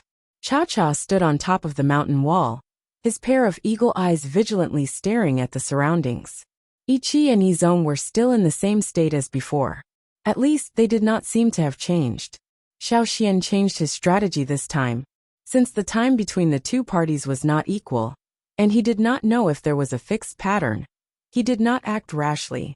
He decided to wait for the two parties to start fighting before going over to observe the situation. Instead of going over to investigate again and again, it was better to keep an eye on Ichi and Izong. This way, he could save a lot of energy. Time flowed slower in the dark world. Izong and Ichi's changes might not appear quickly. Therefore, while waiting, Xiao Xian began to explore the method of using his consciousness to control them. Since this method could allow him to enter places that ordinary people could not reach, and see figures that others could not see, then, could he also discover other things? Xiao Xian did not know if he could discover something new without entering the void. He could only try it himself. Xiao Xian did not use the 8-rope knot method. Instead, he relied on the 2 times he had entered the dark world, and the insights he had gained from the knots to explore on his own. Because he found that there were some similarities with the power of the ancestral bone ornaments. Many of the key points were not difficult to understand. First, he had to find the bright white in his body. Perhaps it was similar to the legendary soul, a type of special life force that was based on the body. Because of his previous experience, Xiao Xian did not spend too much time this time, and found the bright white in his body. Next, Xiao Xian used his consciousness to stimulate the power of the fire seed, using the bright white to find other similar existences. This time, Xiao Xian did not use the power of Yinjiao's fire seed. Instead, he used a special power in his body that was similar to the power of the fire seed. In his sea of consciousness, a white line of fire appeared and surged towards the bright white. Then it began to revolve around the bright white. Every time it revolved around the bright white, flames would appear. When the bright white was completely engulfed in flames, a spot of darkness appeared in the center. Then, the conspicuous black spot in the light gradually expanded to form a rotating black hole. When the black hole, which was engulfed in flames, expanded to the point where no flames could be seen, Xiao Xian saw a dark world that was similar to the place where the Yi family had fought. However, this dark world was different from the one in the Yi family. Although it looked the same, Xiao Xian felt that it was a completely different place. It was a similar dark world. It seemed that there was more than one such place. If possible, Xiao Xian wanted to learn more about it from the Yi family. Upon closer inspection, Xiao Xian realized that it was not completely dark. There were some faint spots of light, like looking at the stars in the sky when there were thin clouds. After sensing for a bit, Xiao Xian realized that it was not dark to begin with. It was just that they were too far away. With a shift of his consciousness, Xiao Xian realized that the things that were far away were starting to come closer. No, perhaps under the urging of his consciousness, he was rapidly approaching that place. As he got closer, the things that were originally not very clear became very clear. As long as Xiao Xian maintained this level of perception, he could continue to see the clear spots of light in the darkness. Previously, he had not been able to see them clearly. Now that he was closer, he realized that there were many faint flashes of blue light surrounding these spots of light. The range was not small either. Xiao Xian even felt as though he was standing in the middle of the universe. The aura of these spots of light gave Xiao Xian a sense of familiarity. It was not the aura of any tribe that he knew of. It was the aura of a beast. On Cha-Cha's body, there was a similar aura. Could it be something from Eagle Mountain? As Xiao Xian continued to increase the intensity of his perception, he began to expend more and more energy. As his perception grew stronger, Xiao Xian could see more. The faint blue lights were actually blue flames. Similar to Xiao Xian's figure in this dark world, these blue flames also formed some strange shapes. For example, the bone-reading beasts used by the Yi family. Every spot of light represented a giant beast. and the figures formed by the blue flames were the rough outlines of the giant beasts. The spots of light at the core of these figures were not very close to each other. It was not that they were deliberately distancing themselves from each other, but that these giant beasts were simply too large. Even if they were piled up together, they would not be able to get close to each other. Even though the spots of light were not very close to each other, there were still a lot of them. From a distance, they looked like a galaxy of stars. Xiaoxian did not count how many spots of light there were. His attention was now on the figures formed by the blue flames. These figures were huge. Even the bone-reading beasts used by Yi Tuan, and the rest were like palms compared to them. Xiaoxian had never hunted a giant beast like this in all his years of hunting. Other than the giant mountain eagles Xiaoxian had seen on the icy peak, there was another species that was not a giant eagle. It was the terrifyingly large crocodile he had encountered in the river when he went to Gongjia Valley. However, even the giant eagle and the terrifying crocodile on the mountaintop were slightly inferior in front of these figures. There were too many figures stacked on top of each other. Xiaoxian couldn't separate them all at once. Although he could not see them clearly, Xiaoxian was sure they were not in the shape of a giant mountain eagle. He had used too much energy, and it was difficult to continue. Xiaoxian retreated from the dark world first. He would take a closer look after he recovered some energy. Opening his eyes, Xiaoxian wiped the sweat off his face. His back was drenched in sweat from overexertion. The blue flame figures must be the true form of the giant beasts when they were alive. As he pondered, Xiaoxian turned to look at the mountain wall. Even with his special vision, he could only see thick rocks. Xiaoxian could not see anything on the other side of Eagle Mountain for now, so he could not know if there were giant skeletons at the foot of the mountain. He could only use his consciousness to enter another dark world to see what the naked eye could not see. Cha-Cha noticed Xiaoxian's abnormality and came over to call out worriedly. "I'm fine," Xiaoxian said as he stared at Cha-Cha. He looked at Cha-Cha carefully from head to toe, which confused Cha-Cha. "Ha!" Cha-Cha called out again. "Cha-Cha, do you know what your ancestors are? Do you know what they look like?" Xiaoxian asked. After hearing Xiaoxian's question, Cha-Cha paused for a moment, then looked up at the sky, as if there was something in the sky that attracted his attention. Then he looked around vigilantly, but didn't look at Xiaoxian. Xiaoxian was familiar with Cha-Cha's temperament. It was obviously avoiding the question. It did not want to answer Xiaoxian's question. Of course, it knew what the ancestor looked like. That was a secret of the giant mountain eagles. Only the eagles that had entered Eagle Mountain knew about it. Chapter 796. Cha-Cha didn't want to answer, so Xiaoxian didn't force him to answer. Xiaoxian knew from the Hui tribe that the great mountain eagles had many secrets. They didn't even bring anyone with them to Eagle Mountain. It was rare for Xiaoxian to follow a great mountain eagle to Eagle Mountain, and that was because he was raised by Xiaoxian, and this was his first time going to Eagle Mountain. Otherwise, other eagles wouldn't have allowed humans to follow them. Even if someone found Eagle Mountain, they might not be able to climb to the highest peak of the icefield. Even if they did, they wouldn't be able to fly with the great mountain eagles to the real Eagle Mountain. It was just like Xiaoxian's situation back then. This tall and long mountain range was only a barrier.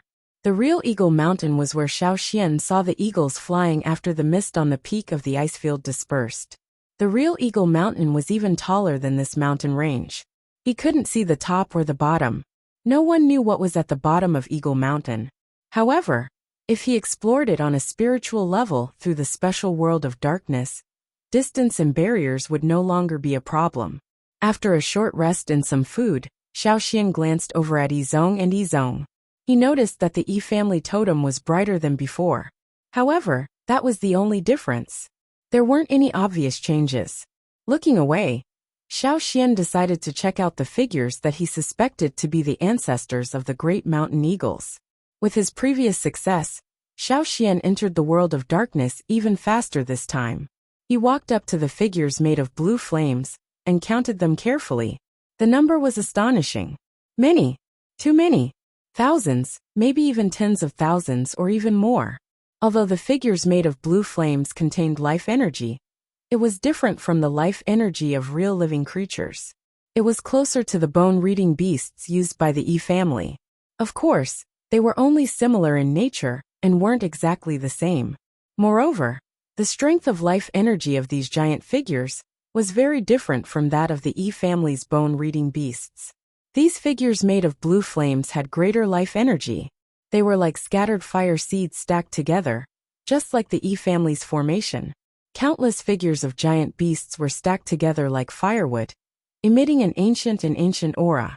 The soul of Eagle Mountain. This word suddenly popped into Xiaoxian's mind. He tried to identify the individual giant beasts, but they were stacked so tightly together that he couldn't see them clearly. However, Xiaoxian had a rough idea of their general shape. They were indeed different from the giant mountain eagles, but they were somewhat similar to the small pterosaur he got out of the ice. The Cha-Cha didn't want to tell him any secrets about Eagle Mountain, but Xiaoxian was almost certain that these giant beasts were the secret of Eagle Mountain. They were the ancestors of the giant mountain eagles, the real ancient giant beasts. They were also one of the overlords that once ruled the world. Perhaps, the time they existed was the era that the pterosaur that had survived from the ice was familiar with. A long time ago, when the Yinjiao tribe was still trapped on the other side of the boundless river and isolated from the rest of the world, Xiaoxian heard from the shaman that the giant mountain eagles had their own beliefs. They couldn't be tamed, and they couldn't accept the power of fire seeds from other tribes. Perhaps these giant mountain eagles were the beliefs of the giant mountain eagles. Generations of giant mountain eagles flew thousands of miles to Eagle Mountain. No matter if it was a young eagle or an old eagle that came here for the first time, they would all be reborn after coming here. It was similar to the awakening of totemic power or leveling up of totemic warriors. Many of these changes might have been caused by the stacked blue figures. These blue figures formed the fire pit of the giant mountain eagles, and they were the real core of the entire Eagle Mountain. When he first saw the frozen pterosaur, Xiaoxian wondered where the giant beasts that once ruled the world and trampled humans at the bottom of the food chain had gone. Many tribes had records of their ancestors that recorded and preserved the ancient history, but there were very few records about the ancient era. Many tribes with a long history had the same story, but it was from the perspective of the tribe's fire seed. It was said that a long time ago, humans were still prey to the beasts. They weren't strong enough, and it was the fire seed that gave them power. It was the fire seed that brought humans to where they were today. No one knew what happened in the ancient times, but based on the evidence he found, he was sure that the fire seed had indeed changed the world. However, it wasn't just humans that changed the world. Every living thing in the world was changed too. Perhaps humans were the smartest, and they were the first to understand the use of the fire seed. The soul of Eagle Mountain was one of the pieces of evidence. Eagle Mountain wasn't the only place in the world that was similar to it. As for the other similar secret places that were unknown to the public, it was still unknown where they were. The world was so big that they only knew a corner of this forest. There were many more places that humans hadn't explored yet, but Xiaoxian had a feeling that they would come across them in the future. It was just a hunch. His head started to hurt, and he used up too much energy, so Xiaoxian left the world of darkness. As soon as he opened his eyes, Xiaoxian sensed the fluctuations of the fire seed's power. He looked at Yizong and the other man. The totemic flames that had been brightening were fluctuating, dimming for a moment, then brightening again. It had begun. For such fluctuations to occur, the two sides must have started fighting. As Xiaoxian rested, he observed Yizong and the other man's totemic flames. When Yizong and the other man's totemic flames weakened, the battle would have ended and Xiaoxian could go over to check it out. In the dark, empty world where the Yi family resided, after Xiaoxian disappeared again, Yixiang, who had been watching the Yi family, turned slightly to look at where Xiaoxian had appeared. After staring for a while, Yixiang made his move. His hand that had been holding the string of wooden ornaments began to move. His movements were small, and could be missed if one wasn't paying attention. Yi Tuan, who had been watching Yixiang cautiously, was surprised. Others might not be able to tell, but he knew what Yixiang was doing. Yixiang was performing a divination. Why was he performing a divination at a time like this? And the target of the divination could be the missing Yinjiao. Regardless of who Yi Xiang's target was, or why he was doing it, Yituan had no time to think about it. He decided to seize this opportunity. Everything else could wait. The only thing they wanted to do now was to find a chance to deal with Yi Xiang. Without further ado, Yituan roared, "Go!" Almost at the same time, the three Yi family elders, including Yituan, attacked. For bright spots flew out from each of their hands. Just like the bone-reading beast, these spots transformed into giant beasts as they flew past the flames. Some were slender, some were heavy, some had carapaces, and some were like meteors with fireballs. These balls were images projected from the stones used for divination. Yituan and the others had made ample preparations before this. It was evident from the timing and momentum of their attacks. Under the aura created by the three of them, it gave people the feeling of a river flowing into the sea. 12 beasts and stones projected by bone, carapaces and stones shot towards Yi Xiang. The combined power of the three elders was astounding. Even in this dark void, it brought about a gust of wind. Among the people guarding the formation, those who were slightly weaker all had their breathing disrupted at this moment. Their chests were oppressed, and they could only feel the tremors under their feet. Their legs were numb for a moment, and their chests were oppressed. It was as if there was not enough air to breathe. Yi Xiang did not panic at the sudden attack. He did not move or turn around, one hand still holding the wooden ornaments. Facing the Yi family, he raised his other arm towards the arc of fire in the totem, as though he was casually shaking off dust from his sleeve. He waved his arm downwards, pointing at the arc of fire not far away. The moment Yi Xiang swung his arm down, the arc of fire on the totem suddenly flared up, as if someone had poured oil on it. The flames grew 10 times bigger. By then, the bone-reading beasts had reached them. They did not slow down in the face of the wall of fire, charging straight into it. The moment they collided, there was a sudden explosion of power. The wall of fire in the arc of fire in front of Yi Xiang spewed out like lava from a volcano, its aura spreading outwards. As the attacks of the bone-reading beasts and the bone-reading stones collided, booming sounds rang out continuously.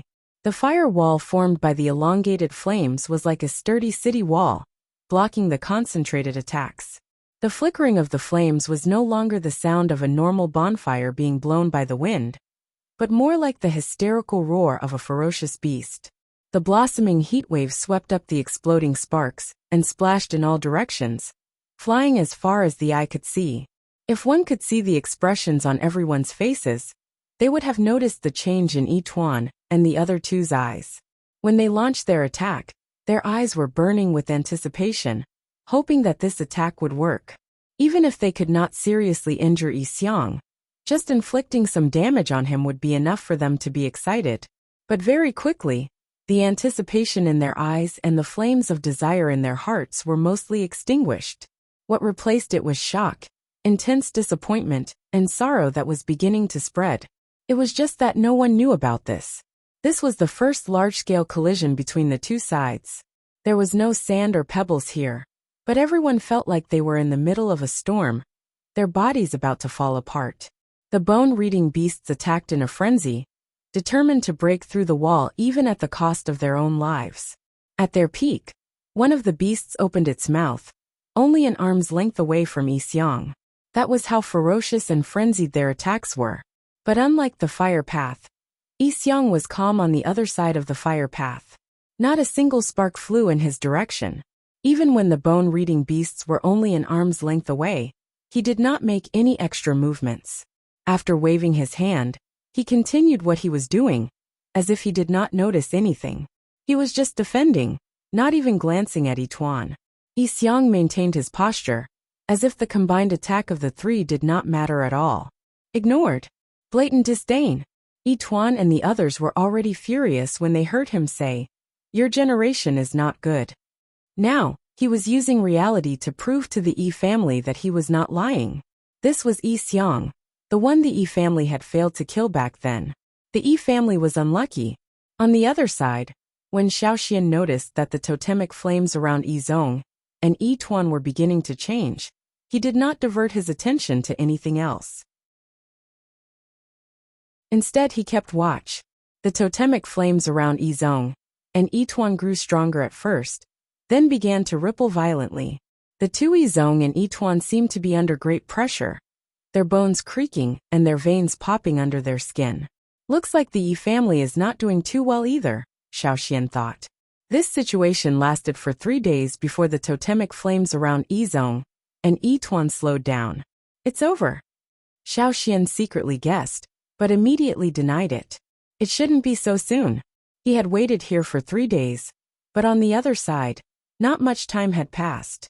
Perhaps the clash between the two sides had just come to an end. Should he go over and take a look? Let's see if the Yi family has the upper hand, or if the mysterious unlucky has the upper hand. Xiaoxian had been waiting for the past few days, keeping himself in good condition, ready to enter the world of darkness again at any time.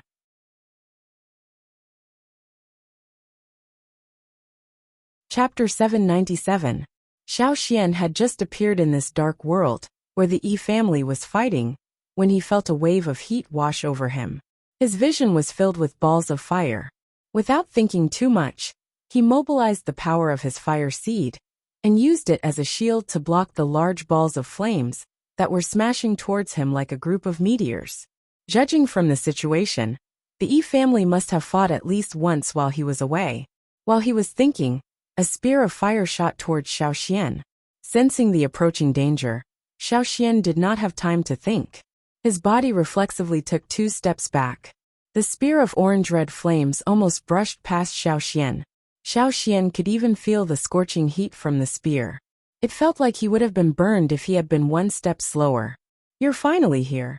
A slightly hoarse and indifferent voice rang out. Xiaoxian looked up. It was Yixiang. But unlike his previous nonchalant tone, Yixiang's words were laced with murderous intent. The center of the battlefield looked calm, but anyone could tell that a large-scale battle had just taken place here. There were several bone-reading beasts on the Yi family's side. There were also some balls of fire that he could not identify. There were a total of 12 of them. Even though he could not see their faces, Xiaoxian could sense the tension in the Yi family's camp. It was obvious that they had not had the upper hand in the previous battles. Even though they looked powerful and imposing, they could not hide their anxiety. Their morale was unstable, and they lacked confidence. Yixiang was still standing there alone. He did not look much different from when Xiaoxian left last time. If not for the fact that Xiaoxian had been keeping an eye on the Yi family's situation, keeping an eye on Yizong's movements even when he was not here, and seeing the scattered balls of fire when he arrived, no one would have thought that Yixiang had just fought someone. Unlike the commotion in the Yi family camp, Yixiang looked too calm, so calm that it sent chills down everyone's spines. The Yi family did not pay much attention to Xiaoxian's appearance. Right now, most of them were not in the mood to think about this tribesman who came and went as he pleased. Only Yituan had looked at Xiaoxian for a few seconds when he appeared. After that, they stared at Yixiang warily, waiting for his next move. Yituan's heart was bitter and sorrowful. He did not know Yixiang's true strength from the earlier clash, but he had a rough idea. Yixiang was indeed much stronger than they had imagined. The 100 of them would not be able to do anything to Yixiang, much less gain the upper hand. Yituan also felt that the once powerful Yi family was beginning to decline. Beneath their prosperous facade, they were now so weak. Yituan could not refute Yixiang's words when he first appeared. Yixiang's "your generation is no good," was the first slap in the face. They wanted to retaliate, but reality proved that they were slapped again, and this time it was even more painful.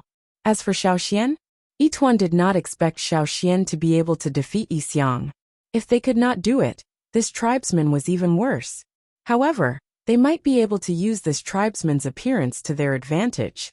While Yituan's mind was in turmoil, Yixiang paid no attention to the Yi family camp. Instead, he was staring at Xiaoxian. Xiaoxian felt 2 sharp glints shooting out of Yixiang's eyes. This person was coming for him. Murderous intent. Even more so than the Yi family camp. Xiaoxian. Why was there such a deep grudge? Yixiang had caused trouble for Rock Hill City, and turned Xiaoxian into a zombie. Of course, Yi Xiang would not treat Xiao Xian kindly. However, Xiao Xian did not think that his grudge with Yi Xiang was greater than the Yi family. After all, it was the Yi family who forced Yi Xiang to flee to another mainland. Even Yi Si had said that if Yi Xiang attacked the Yi family, he would annihilate the entire family. He did not care that they were all from the same tribe. But now, Yi Xiang seemed to want to kill Xiao Xian more than the Yi family. Xiao Xian only wanted to use the Yi family's war to see how powerful the legendary Yi Xiang was, and to see how capable the people behind Rock Hill City were. But who knew that they would encounter such a situation? When he first came here, Yi Xiang did not react this way. Did something unexpected happen while he was away? Xiao Xian's suspicions were mixed with his wariness. He planned to escape. So be it. His previous plan was based on the assumption that Yi Xiang would hate the Yi family even more. But now, Yi Xiang's target was Xiao Xian himself. Xiao Xian did not need to stay here any longer. This was the Yi family's main battlefield, not his. He would be an idiot to fight the Yi family here. However, after trying a few times with his consciousness, Xiao Xian realized that the method he used to leave this place was completely useless now. He couldn't get out. Since you're here, you might as well stay. Yi Xiang's voice sounded like it was blown by the desert wind. He was like a predator hiding in the desert, finally baring his fangs. Yi Xiang's nonchalant attitude changed.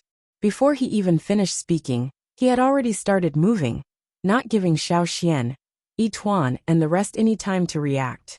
In front of Yi Xiang, the wall of fire that the bone-reading beasts could not pass through suddenly surged upwards, like a volcano that had been brewing for a long time, and was about to erupt. With the wall of fire as its center, powerful flames flowed. Orange-red with hints of white spread rapidly in all directions. Spread again. The real storm was finally coming. Just the spreading flames were like a raging river, forcing the bone-reading beasts to retreat. In comparison, Yi Xiang's behavior in the previous battle was nothing but mild. Sharp, powerful, murderous without a trace of hesitation. This was the Yi Xiang now, or perhaps the real Yi Xiang. Even though they could not see Yi Tuan and the rest's expressions, it was clear how shocked they were. However, what shocked them even more was yet to come. The wall of fire under Yi Xiang's control that seemed to connect heaven and earth began to change from top to bottom. At the top of the wall of fire expanded outwards like a giant umbrella. Below them, waves of fire spread in all directions. "Oh no!" Yi Tuan shouted. "He's going to trap us all here." Another person beside Yi Tuan exclaimed. Those who came were the best of the Yi family's main branch, or people of high status. If none of them made it back, Yi Tuan did not dare to imagine what would happen to the Yi family. The balance of the royal city was supported by the strength of the 6 tribes. If any of them weakened, the other 5 tribes would turn into wolves and pounce on the weak prey, not giving it time to breathe or rise again. Yi Tuan only had one word in his mind: extermination. Yi Xiang really did want to exterminate the entire family. Yi Xiang had delayed his attack until now because he was waiting for Xiao Xian to come out, then trap Xiao Xian and the Yi family here. Yi Tuan did not know why Yi Xiang targeted Xiao Xian. He only wanted to send the Yi family out. Even if he could only send 1/10 of them out, it would reduce the Yi family's losses. Yi Xiang seemed to have transformed into another person. Although they could not see Yi Xiang's face clearly, anyone who looked at him would feel as though they had encountered a ferocious storm. In the world of darkness, Yi Xiang's wall of fire seemed to envelop the entire world. "Retreat!" Yi Tuan shouted. But it was too late. They could not leave. The Yi family also realized this. Xiao Xian wanted to run when he saw the spreading waves of fire beneath his feet. But no matter how fast he ran, he seemed to be stuck in the same spot, trapped with the Yi family. The world under the control of consciousness was different from the real world. Just like when Xiao Xian discovered the giant creatures in Eagle Mountain, distance was a blur. Retreat. There was no way out. The umbrella-like fire shield above the wall of fire was already covering them, connecting with the flames beneath their feet to form an enclosed space. Everyone felt a chill run down their spines. They were like prey trapped in a cage, waiting to be slaughtered. Helplessness, powerlessness, despair. Yi Xiang's figure formed by flames became clearer. Even his facial expressions were detailed. Everyone's faces could not be seen because of the flames. But now, Yixiang's facial features became clearer. They could see the shape of his eyes, nose, mouth, and even the slightest movement of his sleeves. It was far clearer than Yituan and the rest's images. That was why Yixiang had not used his full strength in the previous battle. He had only defended, not attacked. Yituan and the other two could not harm Yixiang at all, even with the help of the 100-man formation. Now they could not do anything to Yixiang, unless they used other means. In the dark world, Yixiang stood there, his aura strong, cold, and domineering. It was as if he was the only one in control of this sealed world, the true ruler. If not for the fact that the Yi family were the ones being slaughtered, they would have instinctively feared Yixiang. Unfortunately, this person showed no mercy to the Yi family. This frightened the Yi family, but they could not muster the will to resist. Xiao Xian finally felt like he had dug his own grave.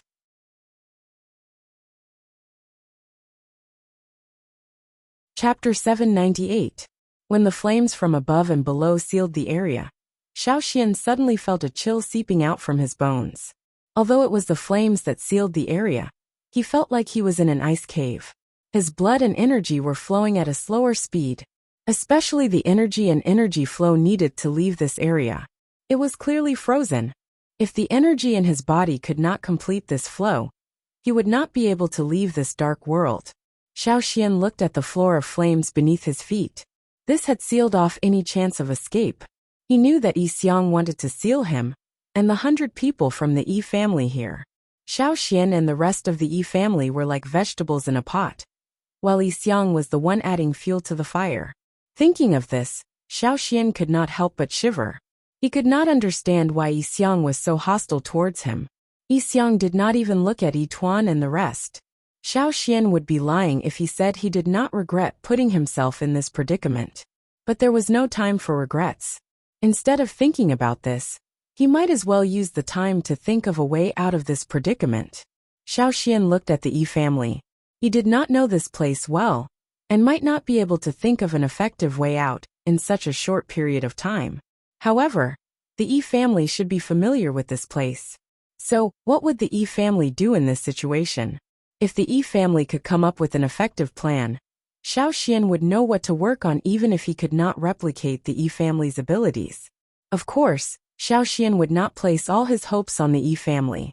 He was also thinking hard about how to get out of this predicament. The sealed area was divided into two parts, with the fire wall in front of Yixiang as the boundary. Yixiang stood on one side while Xiao Xian and the rest of the Yi family stood on the other. However, Xiao Xian was alone, and did not have as strong a presence as Yixiang. So at first glance, it looked like there were only two sides facing off, Yixiang and the Yi family. The Yi family reacted quickly. Even though the Yi family was less experienced and less capable, Yituan and the other two had already considered the situation. They came up with multiple guesses, but no matter which one they chose, they were not confident.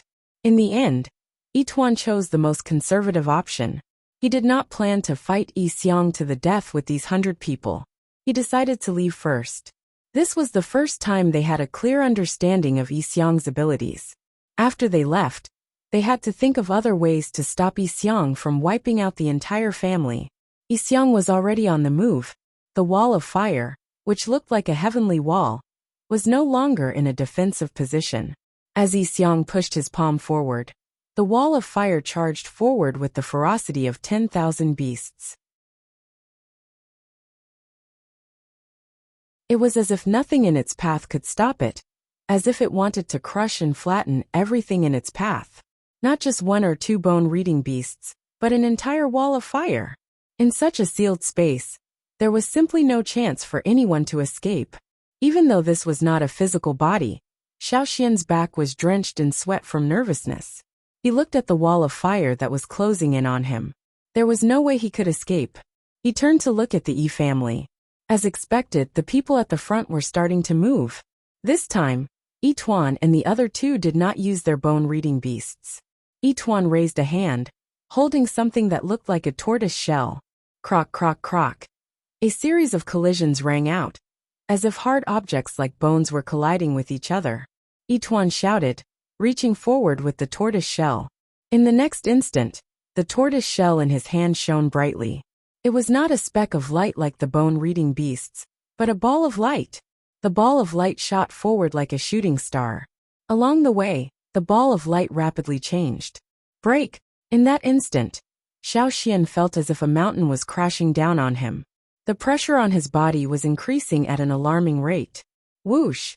The sound of wind whipping the flames seemed to spread to every corner of the world.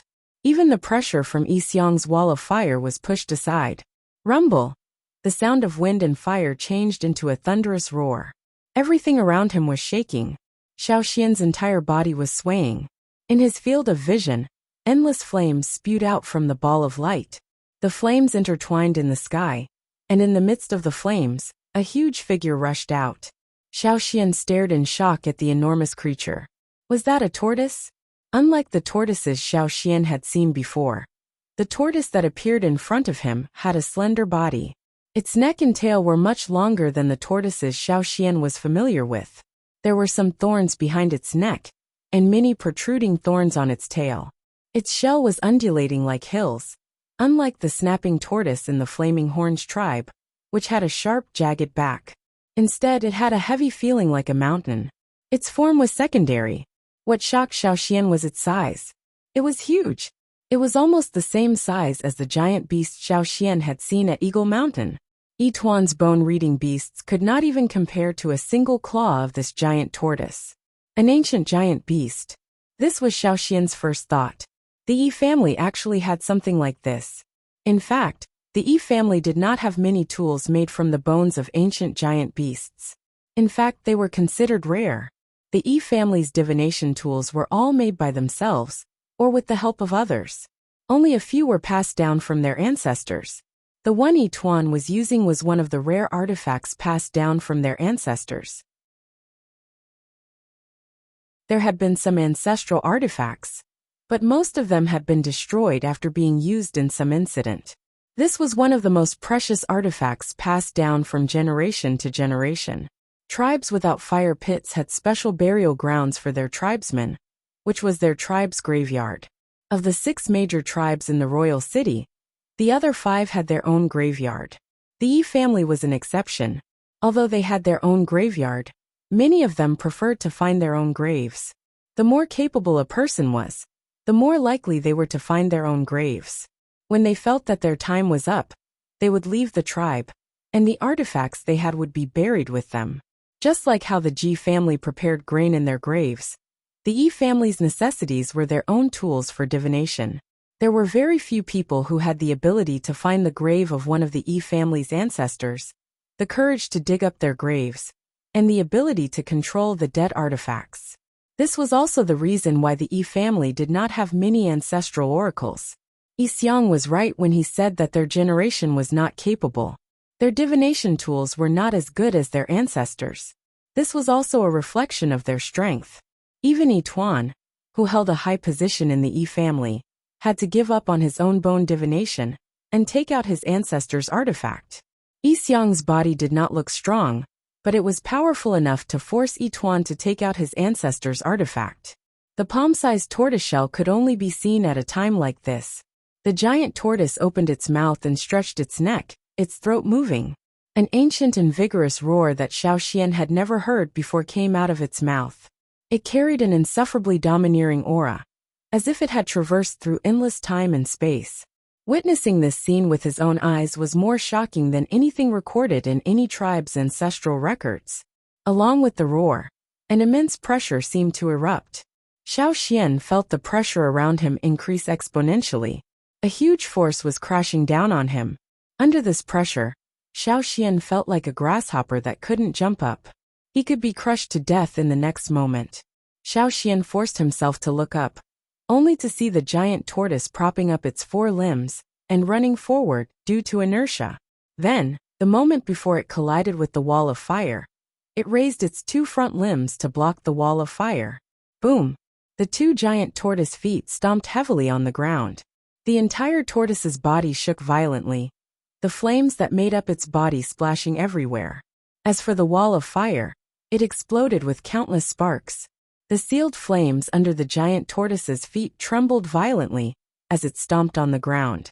Like boiling water, the flames splashed upwards with gurgling sounds. Within the sealed area, the flames on the wall of fire and the ground under their feet splashed with the tremors.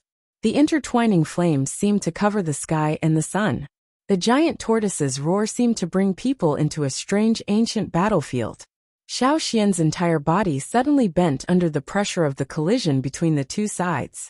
Then with great difficulty, he straightened his back bit by bit. In front of him, one side was a powerful freak, and the other side was an ancient giant beast that had been released. Under the collision of the two, everything else would be reduced to cannon fodder. Xiao Xian was about to become cannon fodder under the endless roaring flames. Xiao Xian seemed to hear the bones in his body creaking under the heavy pressure. Even though Xiao Xian was not close to the center of the battlefield, just the enormous aura and pressure, as well as the shockwaves caused by the collision between the two, were enough to easily crush him. The sound of wind and fire was like a war drum beating in his ears. Above his head, below his feet, and all around his body, there was an enormous pressure and shockwaves that could tear people apart. His vision was filled with flying flames densely packed.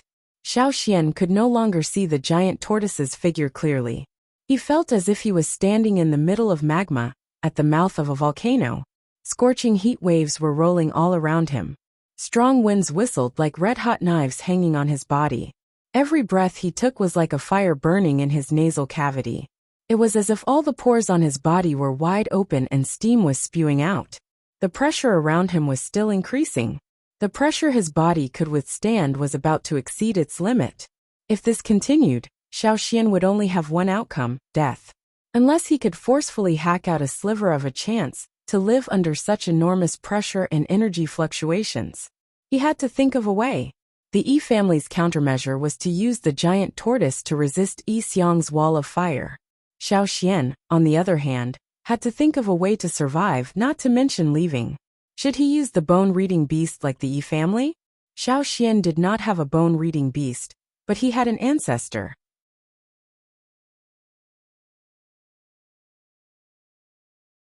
Chapter 799. Under the immense pressure, Xiao Xian felt like he was in a predicament of ice and fire. On the outside, there were scorching heat waves and flames. On the inside, it was as if his blood had been frozen. No matter what he wanted to do now, the first thing he had to do was to circulate the power that seemed to have been frozen in his body. This was a different world from the physical world. It was a world of spirit and consciousness. Spirit consciousness, that bright spot. That bright white spot in his sea of consciousness was the core that allowed Xiao Xian to stand here. Xiao Xian controlled the seemingly frozen white power that was different from Yinjiao's fire seed and slowly broke the ice. 1 round, 2 rounds. When the white power began to recover, Xiao Xian could clearly feel that his body, which was originally as cold as ice, began to warm up. However, this situation did not last for long. The power that had just started to become active seemed sluggish again. It was as if melted water had started to freeze again under low temperatures. Again, there was no time to breathe. He had to follow closely. If he wanted to break the ice, he had to break it all the way. Otherwise, if he stopped for even a moment, he would end up frozen again. Xiao Xian controlled the white power and slowly circulated it around the bright white spot that was surrounded by the flames. Some of the frozen white power began to circulate again. 1 round, 2 rounds, 3 rounds. It was as if the surrounding ice was melting again. As the white power circulated again, Xiao Xian could feel that the cold in his body was beginning to weaken. The frozen power was gradually recovering. Faster, faster. Fireballs of various sizes came crashing down from all directions, like a group of meteorites. They directly smashed into Xiao Xian's body and exploded into brilliant flames. Pain. He could no longer feel it. He was numb. Xiao Xian gritted his teeth and endured the huge impact. If this was normal ground, his legs would have sunk into the ground already. However, the flames beneath his feet were responsible for sealing him, so he could not sink any further. If this continued, Xiao Xian would be crushed to the ground. Xiao Xian did not have much time to slowly thaw. His body was close to the limit of what it could withstand. If he could not mobilize his power in a short period of time to block the impact of the external force, Xiao Xian would only end up dead. He had to seize the time to control the thawing power in his body, guiding the heat to circulate. Meanwhile, on the Yi family's side, Yituan was in no mood to check on Xiao Xian's situation. He had even forgotten that there was a tribesman here. Perhaps in his heart, he already thought that Xiao Xian had been reduced to cannon fodder. There was only one thought in Yituan's mind. He was trying to find a crack. This was Yituan's plan too. He took out his ancestor's bone oracle. His purpose was not only to block the wall of fire, but also to borrow the strength of the wall of fire and the power created by the bone oracle to break the barrier that was restricting them, even if it was just a thin crack. If Yi Xiong could create a crack in this cage-like boundary, they would be able to escape through it. It did not need to be big. As long as there was a small crack, the boundary would not be completely sealed, and they would be able to escape. A crack. Where was the crack? Yituan tried his best to find a crack, afraid that he would miss it. But to his disappointment, there was none. The boundary was still intact, without a single scratch. How was this possible? They had taken out the bone oracle left behind by their ancestors. It could be said that this was the strongest bone oracle they had at the moment. But there was not a single crack in it. What did this mean? This meant that Yi Xiong's power had far exceeded their expectations. The giant tortoise blocking the wall of fire could only hold on for a while. Yituan had no idea how long it could last. Reality hit him again and again, causing the usually calm Yituan to panic. If even the oracle bone objects left behind by their ancestors were unable to give them a chance to escape, then what should they do to avoid being completely annihilated? Yituan racked his brains for a solution. The Yi family was quick-witted and could think of many things in an instant. Even so, Yituan could not come up with a satisfactory solution. It was not just Yituan. The two elders beside Yituan did not rest either. Their brains were probably the most active they had ever been in their lives. What should they do? Just as they were racking their brains, a strange energy wave appeared from another direction. Yituan couldn't help glancing over. His heart raced at the sight of the figure. A powerful aura suddenly appeared, pressing down on the surroundings. Xiao Xian controlled all the power in his body, circulating it according to a specific rule, sparing no expense. The thawed power gathered together, surging out like a tidal wave. Amidst the roars of wind and fire caused by the confrontation between the two heroes, in the world of orange-red flames, a crimson flame that was clearly of a different color suddenly rushed up. It was as if a bolt of lightning had suddenly split open, forcibly squeezing out a gap in this world. A huge figure formed in the middle of the crimson flame, like a battle axe in a sea of fire. Its rising aura turned into a whirlwind, shattering all obstacles around it. Amidst the twisting orange, red, and crimson waves of fire, the gigantic figure that appeared once again expanded. Around the gigantic figure, the crimson waves of fire that emerged savagely attacked the surroundings, as if they were a ferocious beast that was crazily expanding its territory. Amidst the crisscrossing flames, amidst the spiritual awareness of the Yi family, the huge figure was like an alien, a demon that crawled out of hell. Yi Xiong was not the only one to notice. He had been looking in Xiao Xian's direction the entire time, not giving Yituan any extra attention. He did not show any signs of surprise, as if he had expected this. Bone-reading beast. Why does he have a bone-reading beast? Someone in the totem array exclaimed. Doesn't he have the ability to read grass? Where did he get it from? That's, Yizong exclaimed. That appeared when Yin Jiao left. However, this one was even bigger than the flame giant he had seen before. It was as big as the giant tortoise. Back then, Yizong and the Royal City Army had chased after Yin Jiao's migration team. They had been stopped by the flame giant and had not been able to catch up in time. In the end, Yin Jiao's team had retreated from the mainland. That's the flame giant you mentioned before? Yituan was confused. Wasn't the flame giant Yizong had seen corporeal? Why would it appear here? Corporeal. The power of bone-reading beast could be corporeal, but it was different from the one in the spiritual world. It was controlled differently and required more power. To the E family, a materialized bone-reading beast was too wasteful. All they needed to do was attack a person's consciousness. There was no need to materialize it. Some in the E family recalled the flame giant Izong had mentioned when he returned with the royal city army. Back then, some had suspected that it was similar to a corporeal bone-reading beast. However, no one believed that a crude tribesman could have such power, much less the E family's control method. So, that's really a giant. How did the tribesman do it? When he first appeared, his figure was blurry. Where did he get the power to control such a huge giant? Also, what kind of person did the Yinjiao tribe use to make such a terrifying thing? Did such a giant really exist? No, he's not using bone reading. That's different from bone reading. Yituan stared, many thoughts running through his mind. After calming down, Yituan could tell if it was bone reading. Bone reading, regardless of whether it was a human or a beast, would have its own unique energy waves.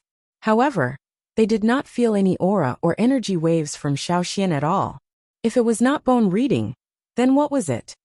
Even the bone oracle in their hands, although it was left behind by their ancestors, their heirs had been using the best bone oracle to raise it. Only then could this bone oracle be used to its fullest potential. But a mere tribesman, what exactly did he have in his hands? What did he rely on? The giant tortoise that was blocking the wall of fire raised its head and roared. The tortoise's palms that came into contact with the wall of fire and stepped on the barrier at the bottom shook violently. Countless flames once again exploded from the wall of fire and the barrier at the bottom. Accompanying this was a tremor that could make people fall apart. The E family had a giant totemic formation protecting them. Even if there was a tremor, the impact would be greatly reduced. Before this, Xiaoxian was the one who was affected the most. However, at this moment, Xiaoxian's figure stood firmly in the middle of the flame giant that had suddenly appeared. With the pressure gone, Xiaoxian had a rare moment to catch his breath. However, Yixiang did not intend to give Xiaoxian the chance to recover. He raised his arm and swung it at Xiaoxian. As Yixiang swung his arm, the wall of fire, which had been stopped by the giant tortoise, surged towards Xiaoxian like a flood breaking through a dam. Xiaoxian could feel the overwhelming pressure coming at him, but he had no choice but to face it head-on. He could not retreat, there was no way out. Under the impact of the orange-red waves of fire, the huge crimson figure took a few steps back from the initial impact and slowly stabilized itself. Then step by step it walked forward. The giant's body was surrounded by waves of fire. It was difficult for him to move. Every step he took was accompanied by a huge impact, as if he was going against the current.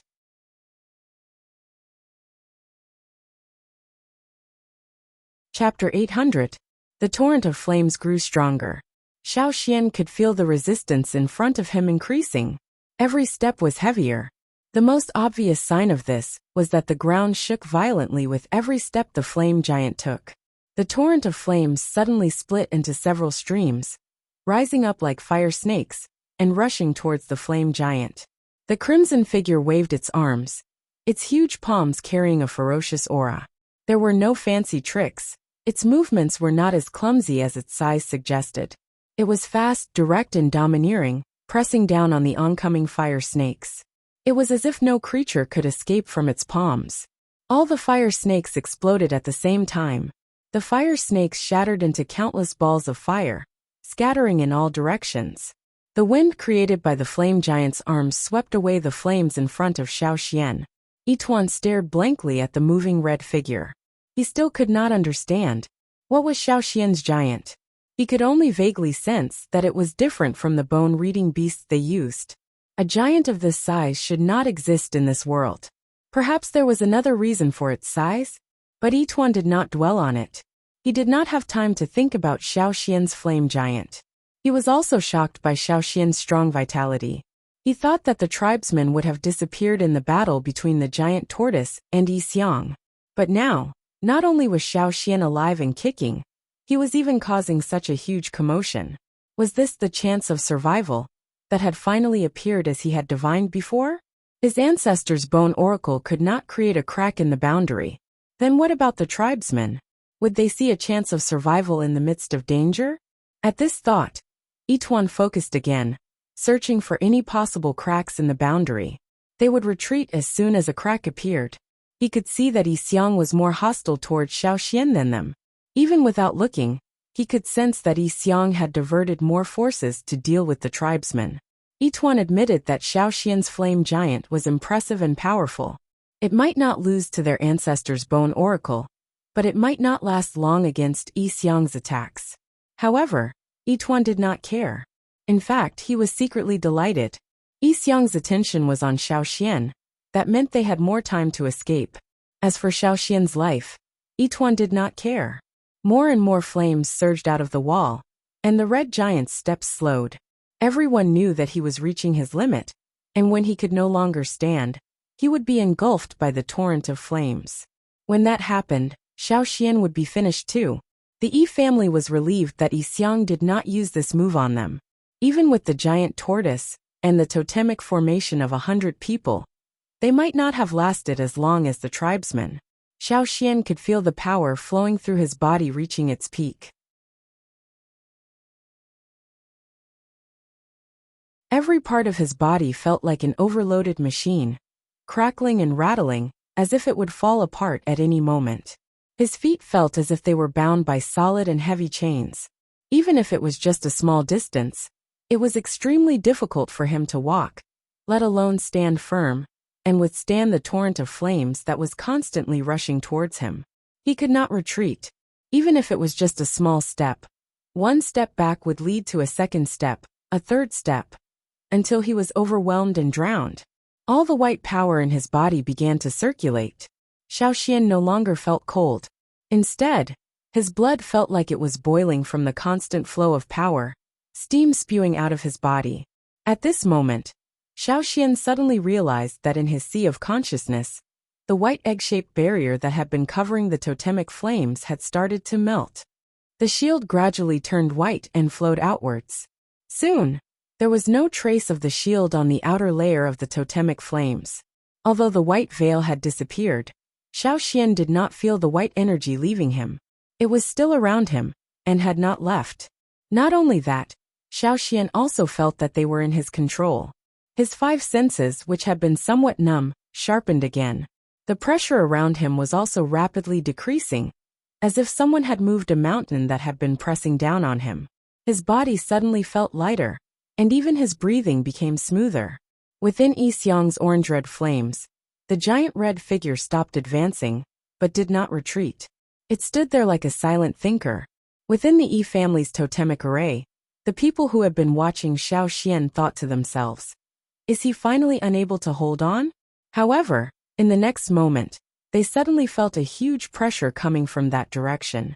It was even stronger than when the crimson giant had appeared. What was going on?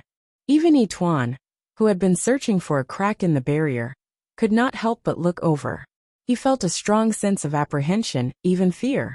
Over there, it seemed like something that had been sleeping for a long time was about to appear. "It's the totemic energy," exclaimed an elder beside Yituan. When the fire seed's power formed a totem, it would emit energy waves unique to it. Before this, Xiaoxian had appeared and left without a totem under his feet. This overturned the Yi family's understanding.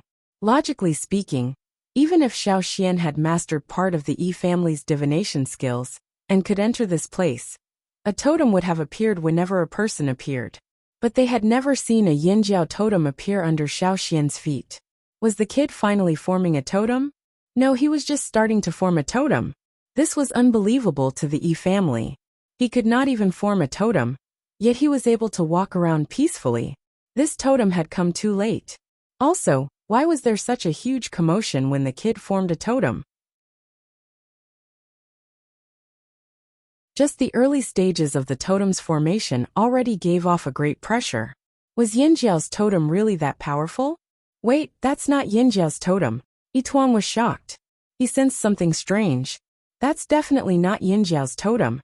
But what I sensed was the prelude to the totem's appearance. If it's not Yinjiao's totem, what is it? Asked the elder beside Yituan. Just as the E family members were guessing, the flood that was about to drown the crimson figure was suddenly pushed aside, as if it had met with an obstacle. It was as if a pair of invisible hands had blocked the onslaught of flames. Around the flame giant, the torrent of flames that had been constantly attacking the flame giant was separated. But Yituan's group and Yi Xiang did not pay much attention to this. They were staring at the white flames that had suddenly appeared under the crimson giant's feet. 2 white lines of fire crisscrossed, forming 8 at each end. The 2 lines of fire looked like 2 elongated gongs, stacked vertically and horizontally. The 2 crisscrossing work runes were still expanding, and the torrents of flames were also blocked. The space around the flame giant was also getting bigger and bigger. What the hell is that? Someone shouted. He had never seen a tribe's totem in that shape. Wasn't that a Yinjiao? Wasn't Yinjiao's totem double-horned? Why was this happening? Many in the E family's totem formation took several steps back uncontrollably, as if a great pressure was pushing them away. Even Yituan took great effort to steady himself. He did not retreat, but still felt an oppressive pressure.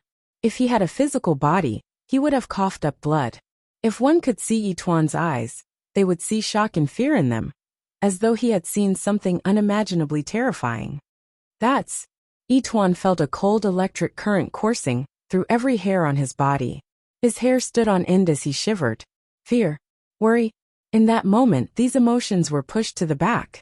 Yituan's only thought was, why did this pattern appear in this situation? The atmosphere was a little strange. Even those who did not understand what the dual rune represented could feel the uneasiness of the 3 elders led by Yituan. Their hearts sank. The white flames in the shape of a cross caused the entire battlefield to stop momentarily. Yi Xiang's hand trembled as he held the bracelet. The flame giant's appearance did not affect Yi Xiang, but the white flame pattern did. On Xiaoxian's side, changes did not stop because of the double-horn pattern. Xiaoxian felt as if there was a tyrannical force rushing up from under his feet. As the white flames expanded, the force became more intense, as if it wanted to break through everything around it and crush everything in its path. Xiaoxian's figure, which was originally made of flames, seemed to merge with the flame giant when it appeared. But now white flames appeared from all parts of Xiaoxian's body, pulling behind him. Xiaoxian's figure became clear again. Half a step behind Xiaoxian, the white light that seeped out began to gather again, no longer spreading in other directions. The gathering ball of light continued to expand.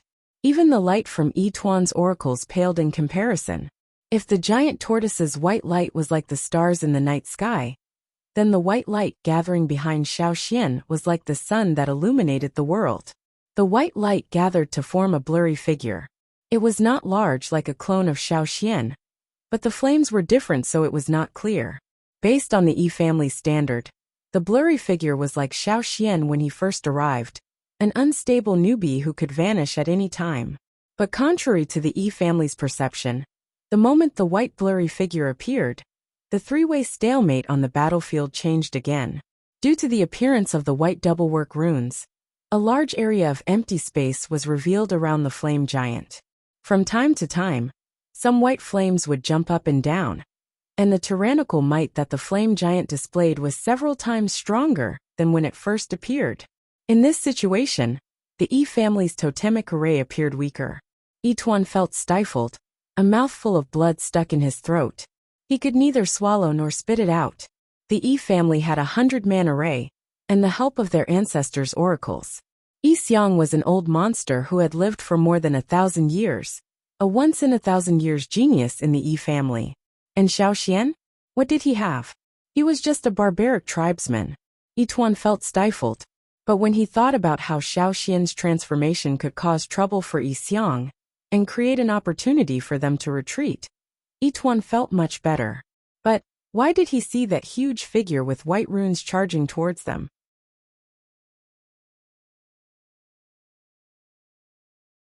Chapter 801.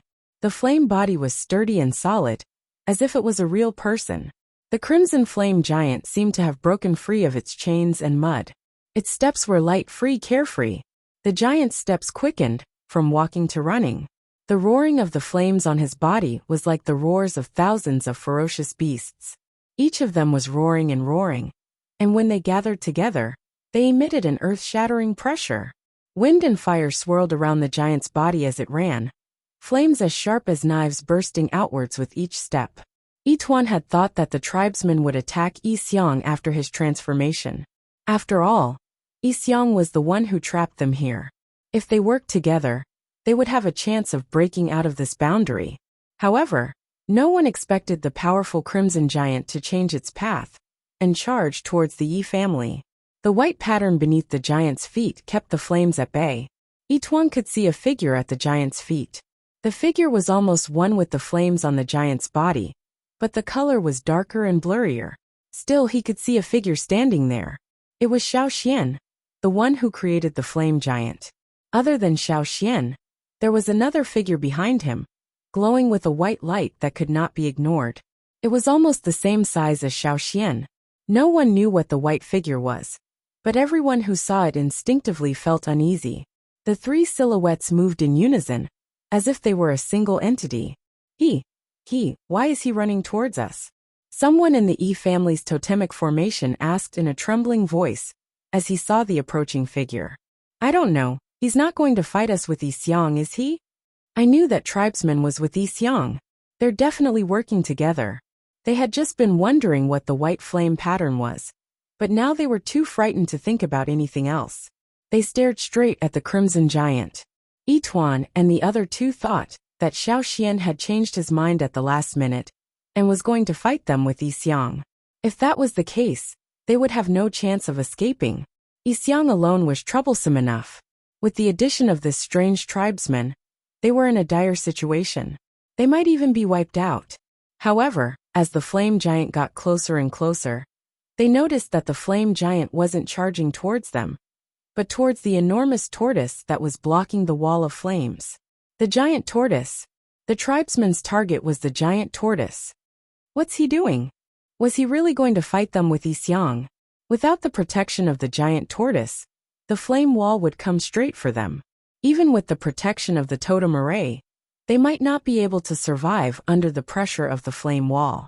However, in next to no time, all their surprise, bewilderment, and anxiousness were tossed to the back of their minds. Because they saw a scene that caused their scalps to go numb, and they were astounded to the point they were unable to make a sound. It was as if someone had choked their throats, and a coldness that caused their entire bodies to be on the verge of being frozen arose within them. They saw the flame giant grab the giant tortoise's tail, which was almost as long as its shell, and drag it away from the wall of fire. The tortoise's claws, which had been blocking the wall of fire, shot out sparks as they left the wall.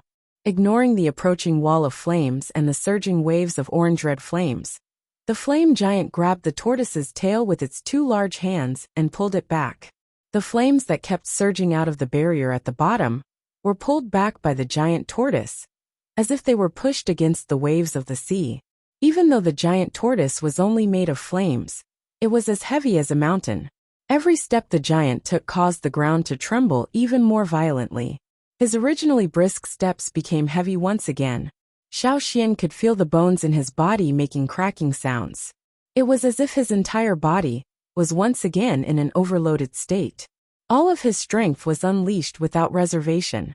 The immense pain from overloading his body gave Xiaoxian an indescribable sense of pleasure. Every ball of fire on the giant's body seemed to become a part of Xiaoxian. He was only standing at the giant's feet.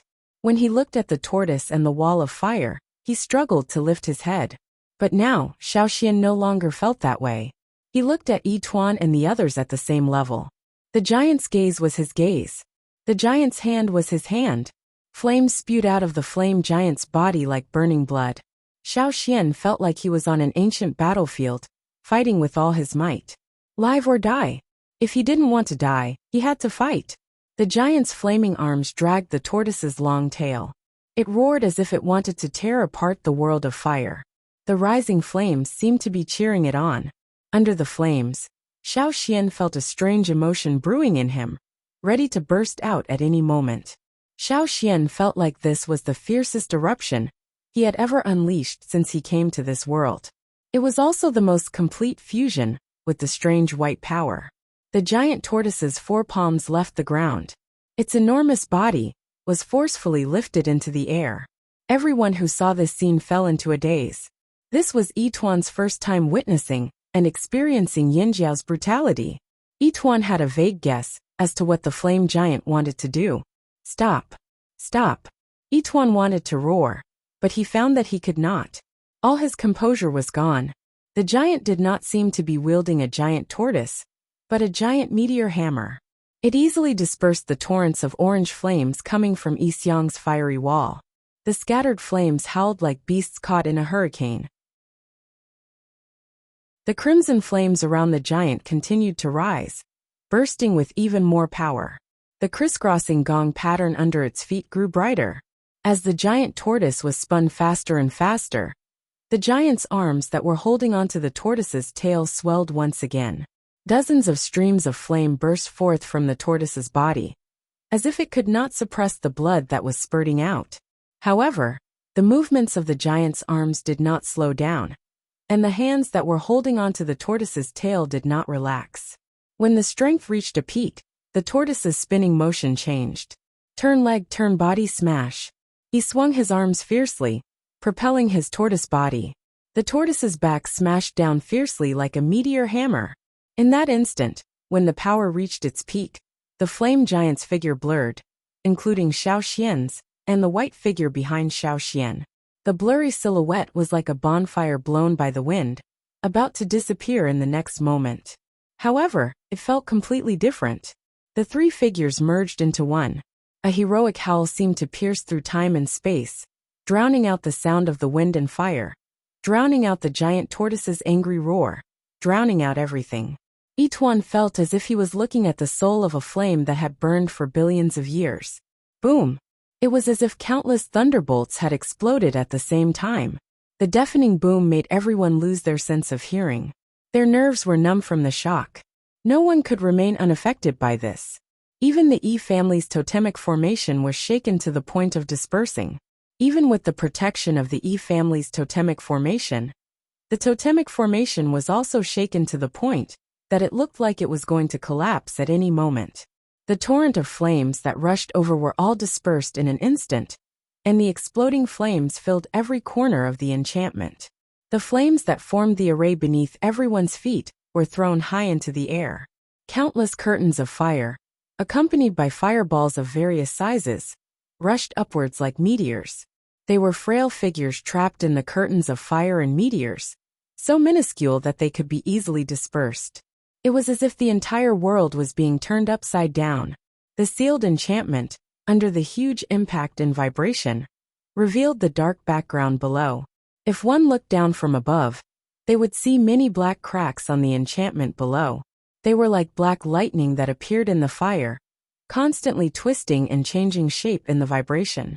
Yituan looked at the array beneath his feet, at the black cracks that looked like twisting pythons.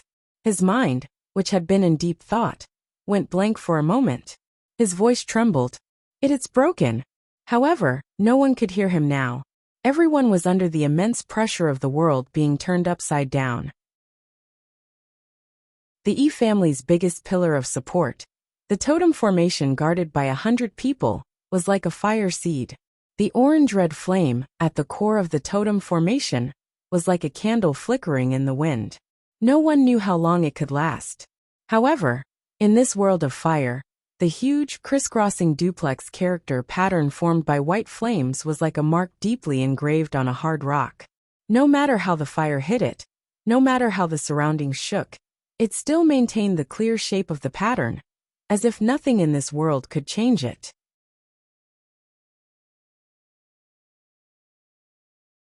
Chapter 802.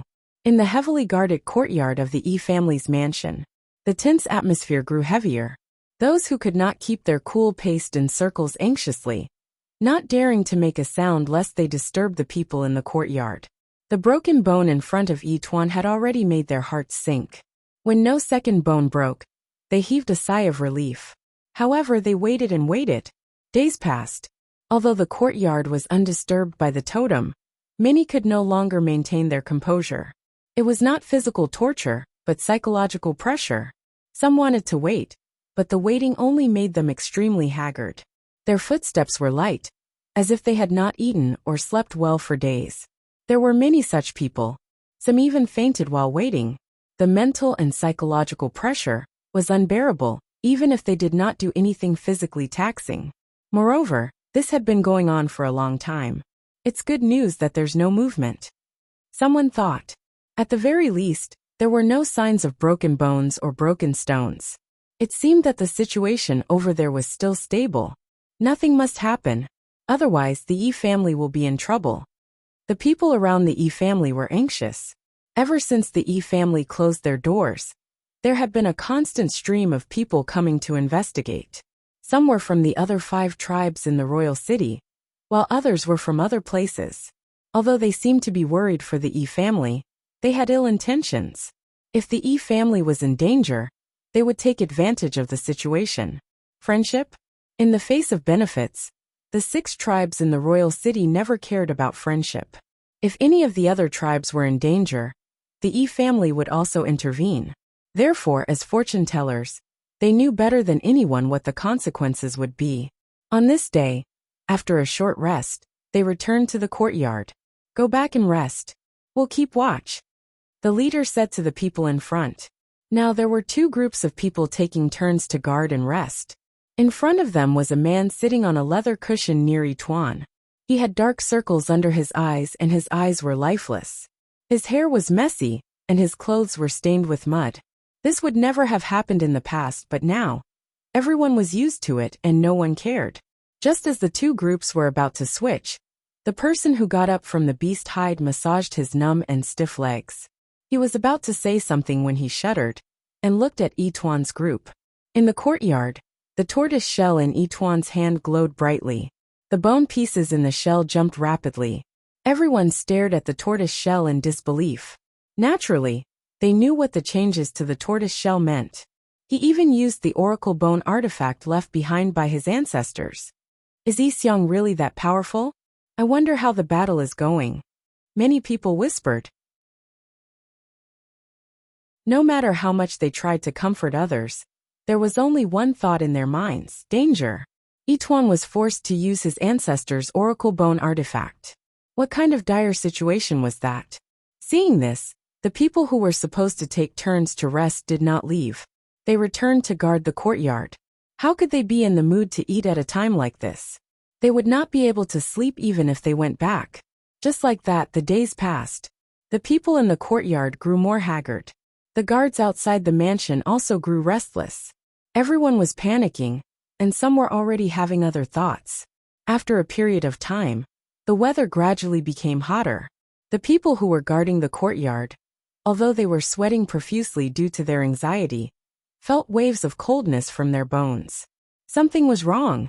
Something seemed to be suppressing the totem formation again. It felt like it could not hold on any longer. Suddenly, the totem in the courtyard grew brighter. The energy waves from the totem became more obvious and unstable, as if a hammer was pounding on it. What's wrong? What's going on? They did not know what was going on, and could only worry. Not long after, they heard a crisp crack sound. The sound was not loud, but it was as if their nerves had been snapped. The people in the courtyard stared at the tortoise shell in Yituan's hand, their eyeballs about to fall out. Their faces were pale, large beads of sweat rolling down their foreheads. They did not even bother to wipe it off, petrified as they stared at the tortoise shell. I'm impossible. Impossible. The person closest to Yituan stared at the tortoise shell, his lips trembling as he spoke with a sharp, piercing voice. On the turtle shell in Yituan's hand, where even the Gongjia family's sharpest sword would not be able to leave a mark, there was now a crack in the shell. Soon, they did not have time to stare at the tortoise shell, because the totem in the courtyard was flashing even more violently. It could not even maintain its shape. It was about to break the formation. Woo! The totem that almost covered the entire courtyard flashed rapidly before exploding. Sparks flew like meteors across the night sky, and were extinguished. The people in the courtyard gasped. The person closest to Yituan strode forward to support Yituan. Before he could ask, Yituan spat out a mouthful of blood and roared, "That Yinjiao!" After that, Yituan's eyes rolled back and he fainted. The other two elders beside Yituan were not unconscious, but they were not much better off. Their faces were pale, and they looked older than ever. They struggled to keep their eyes open, and their withered bark-like hands trembled. If not for someone supporting them, they would not have been able to sit, and would have fallen to the ground. Behind Yituan and the other two, in the 100-strong formation, many people had fainted with blood oozing out of their orifices. It was difficult to tell how badly they were injured, but everyone who saw this knew that they had lost this battle. They had lost terribly. The Yi family was in for a major upheaval. As for what Yituan said before he fainted, some people began to ponder. Wasn't he going to fight Yixiang? Why would Yituan mention Yinjiao? And the first thing he said was Yinjiao. He did not even mention Yixiang. Yinjiao? Why would Yinjiao be involved? The Yi family was in chaos. In the royal city, the other tribes who had been keeping an eye on the Yi family also heard the news, and began to move. Far away from the royal city, on another continent, at the foot of a mountain range near Eagle Mountain, Xiaoxian suddenly opened his eyes, and took a few deep breaths. The feeling of dizziness and exhaustion faded a little, but his muscles were still trembling. The feeling of overload was still there, and his clothes were all soaked in sweat. Cha-Cha heard the noise and hurried over to call out to him. I'm fine. Xiaoxian waved his hand weakly. Even raising his arm was difficult. After resting for a while, Xiaoxian felt that he had recovered some of his strength and slowly stood up. Only then did he realize that the place where he was originally sitting had a crisscrossing double eye pattern. It looked like a mark left behind after the rocks on the ground had been melted. After thinking for a while, Xiaoxian still couldn't understand why this happened. The rumbling of his stomach made Xiaoxian feel very hungry. He got up and walked towards the forest, planning to find something to eat first. After a few steps, Xiaoxian sensed movement from Yizong's side. He looked over and saw Ichi glaring at him with bloodshot eyes. "You!" Ichi pointed a trembling finger at Xiaoxian. He spat out a few more mouthfuls of blood and fainted.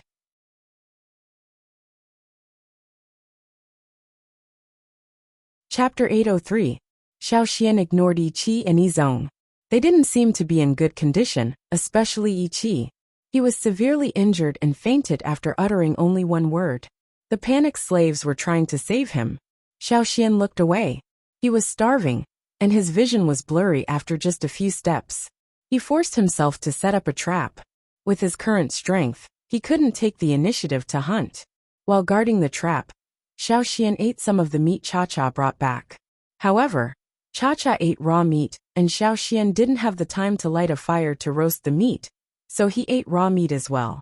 When hunting in the tribe, they often encountered situations where it wasn't appropriate to light a fire. It wasn't rare to eat raw meat. While waiting for the prey, Xiaoxian noticed that something was wrong with the surroundings. He didn't notice it before, but after eating and resting, he noticed that the forest was strange. Xiaoxian remembered that it was already winter when he came here. Although the weather here didn't change much throughout the year, there were still changes in the trees. When Xiaoxian arrived, the trees had already borne fruit. Now there were no traces of fruit on the trees. There were no rotten fruits on the ground either. Xiaoxian climbed to a high vantage point and looked into the distance. The strange feeling in his heart intensified. Xiaoxian suddenly felt a familiar aura approaching quickly. It was almost silent. Not long after, a figure appeared in the forest. Ganqia. Xiaoxian looked at the person in surprise. Ganqia was wearing a gray hemp cloak. Since it was daytime, he still wore a hood as usual.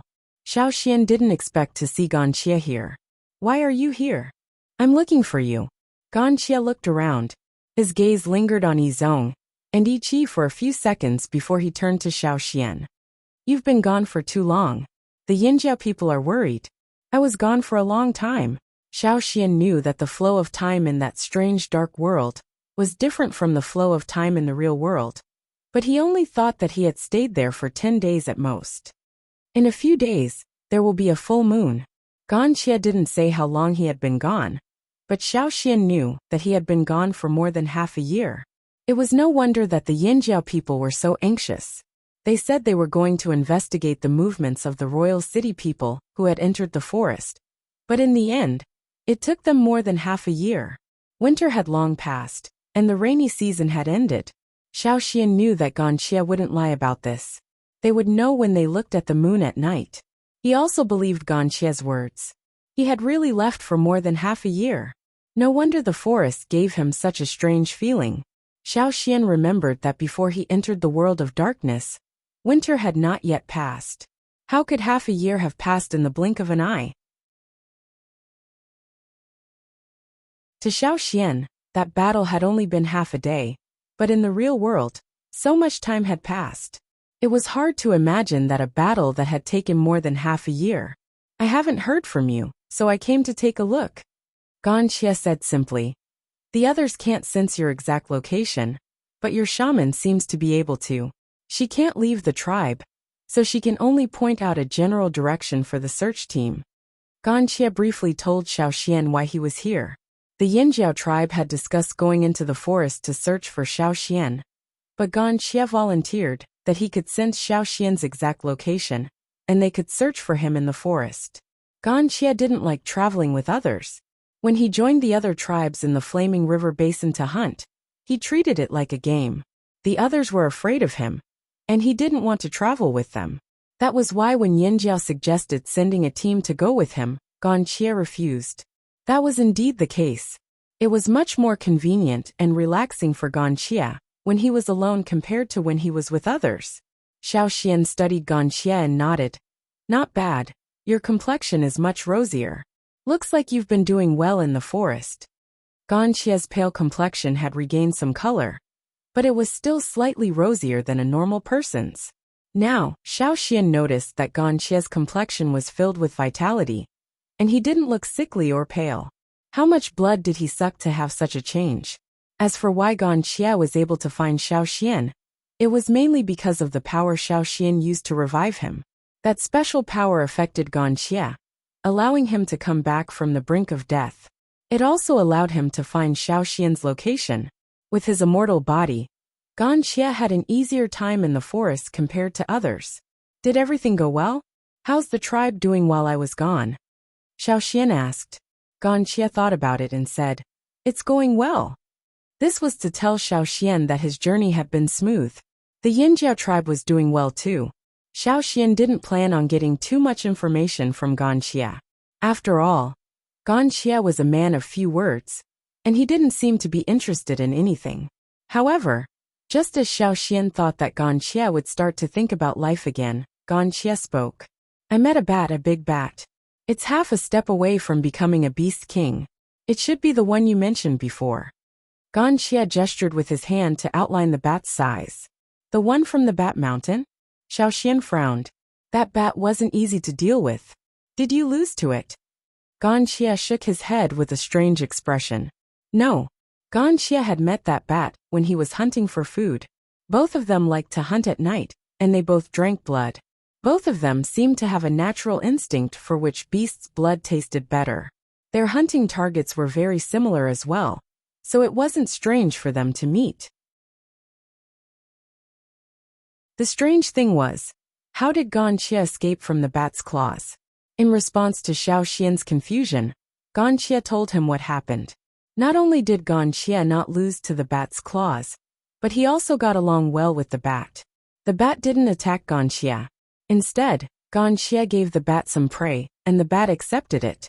After that, the bat helped Ganxia get rid of two beasts that were difficult to deal with. When Xiaoxian heard about this from Ganxia, he was also quite surprised. With your strength, how would you fare against the giant bat? Asked Xiaoxian. No, Ganxia said without hesitation. His immortal body didn't mean that he couldn't be killed. There were limits to his abilities. Even though he hadn't really fought against the bat, he knew the difference between them. He wasn't confident that he could win. But it has a familiar aura. It's similar to mine, Ganxia said as he looked at Xiaoxian. Is that bat connected to you? Connected? Xiaoxian thought for a moment, and briefly told Ganxia about his first encounter with the bat.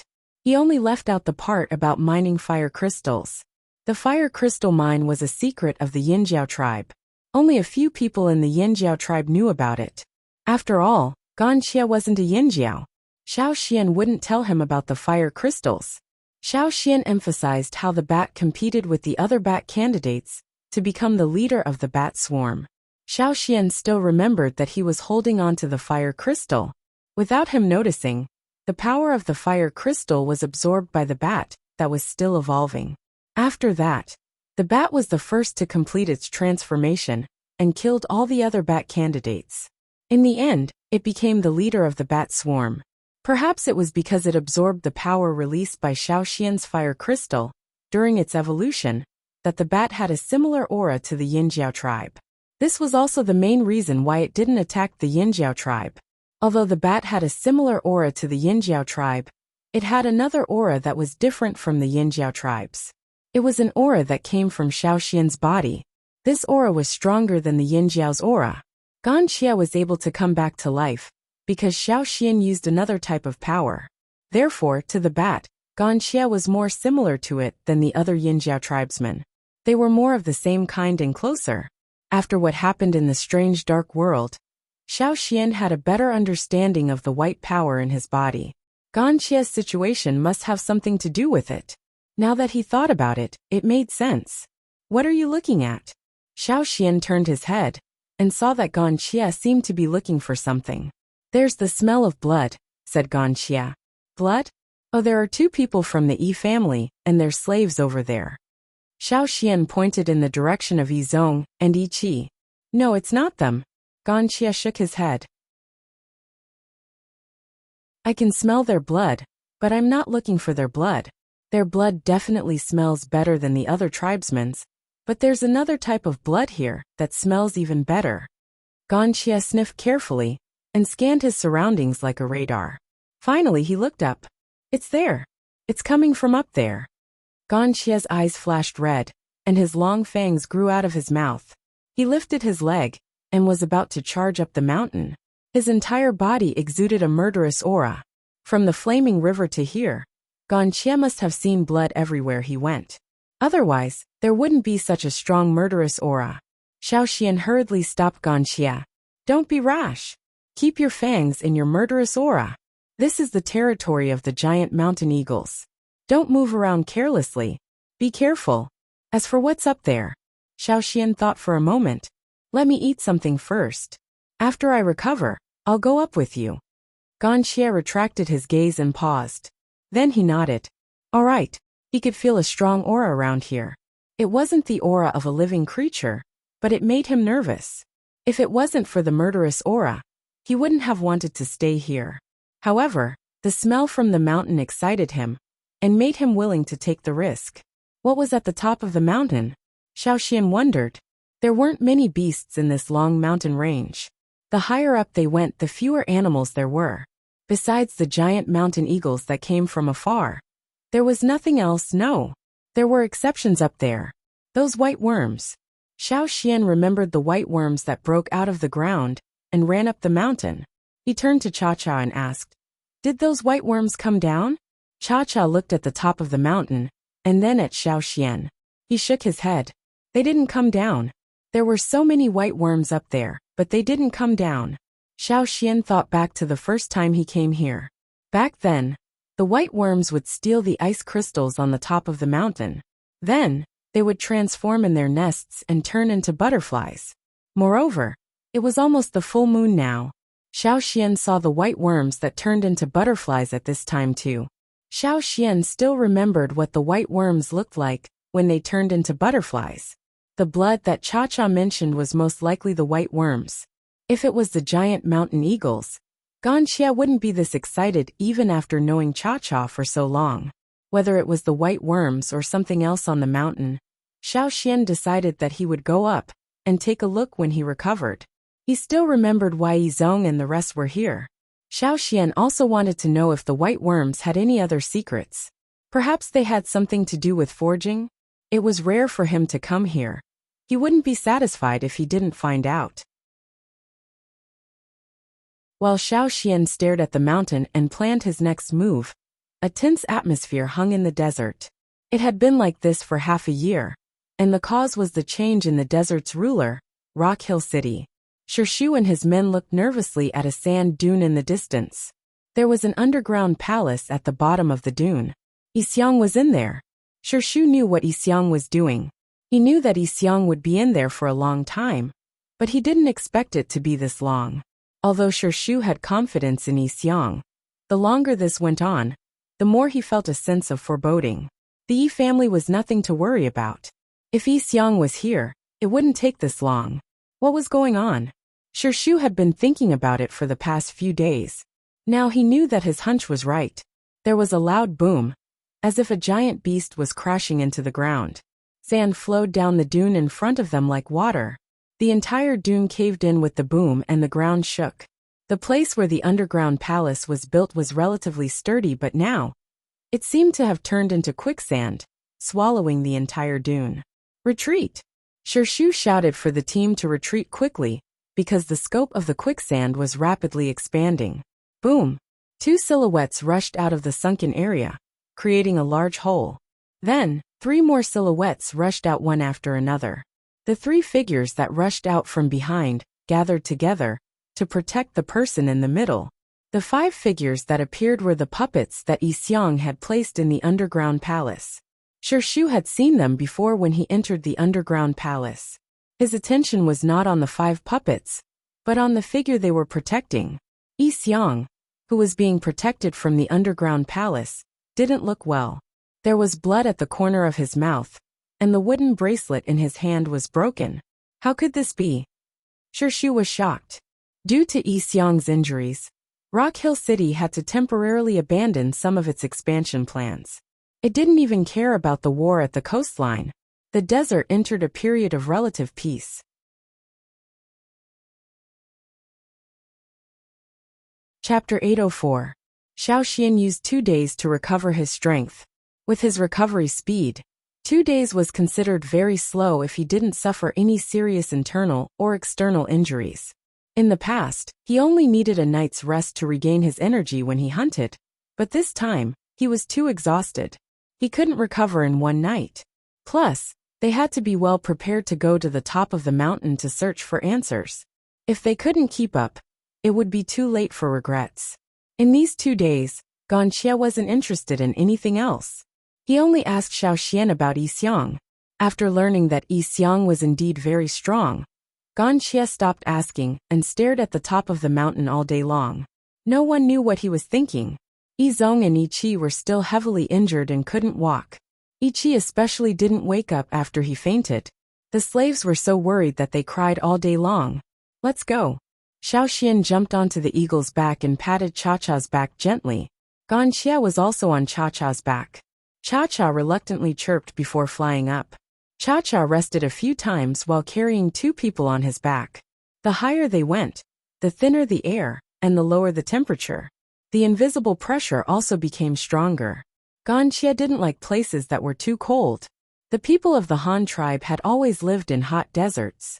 Although their living habits had changed a lot after they became like this, he was still the same. Places full of ice and snow would restrict his movements.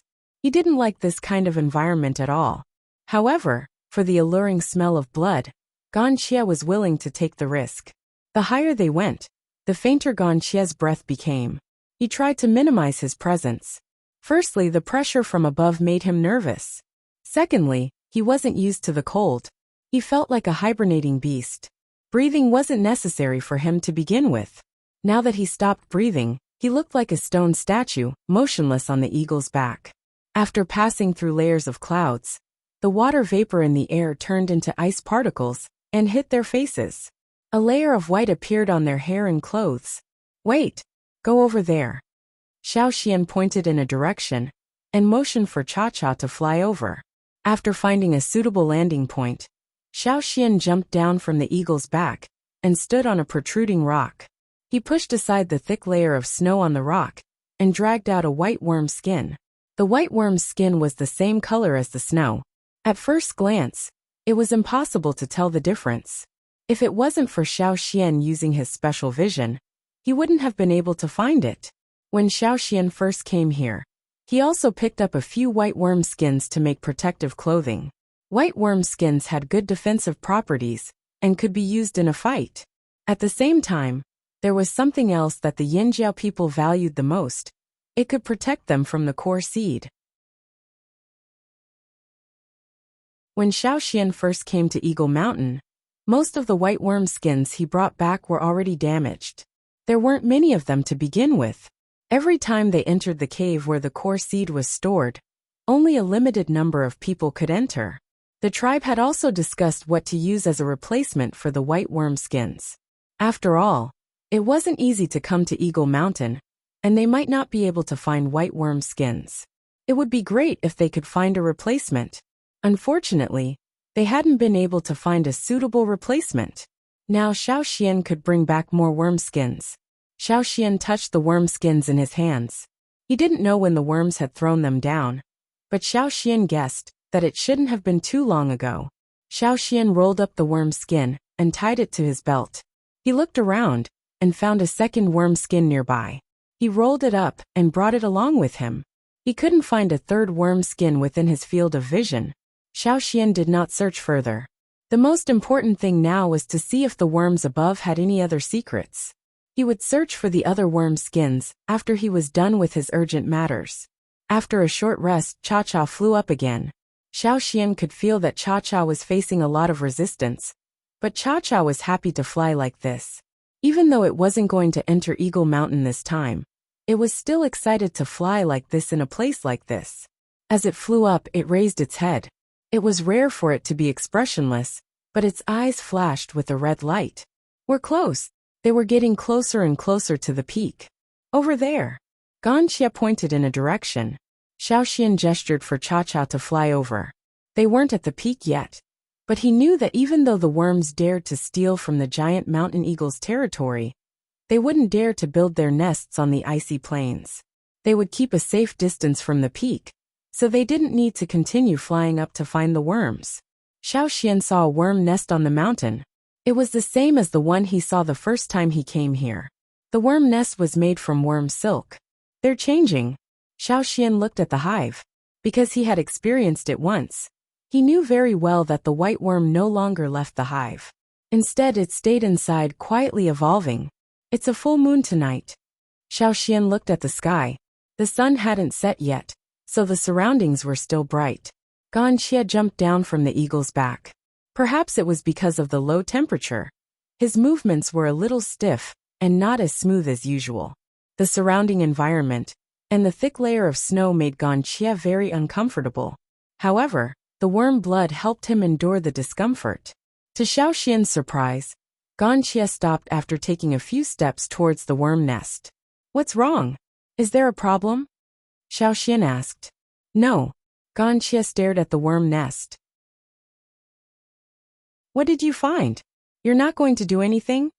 Xiaoxian asked again. It's not time yet. Ganxia stood in the same spot, staring at the worm nest. It's not time yet?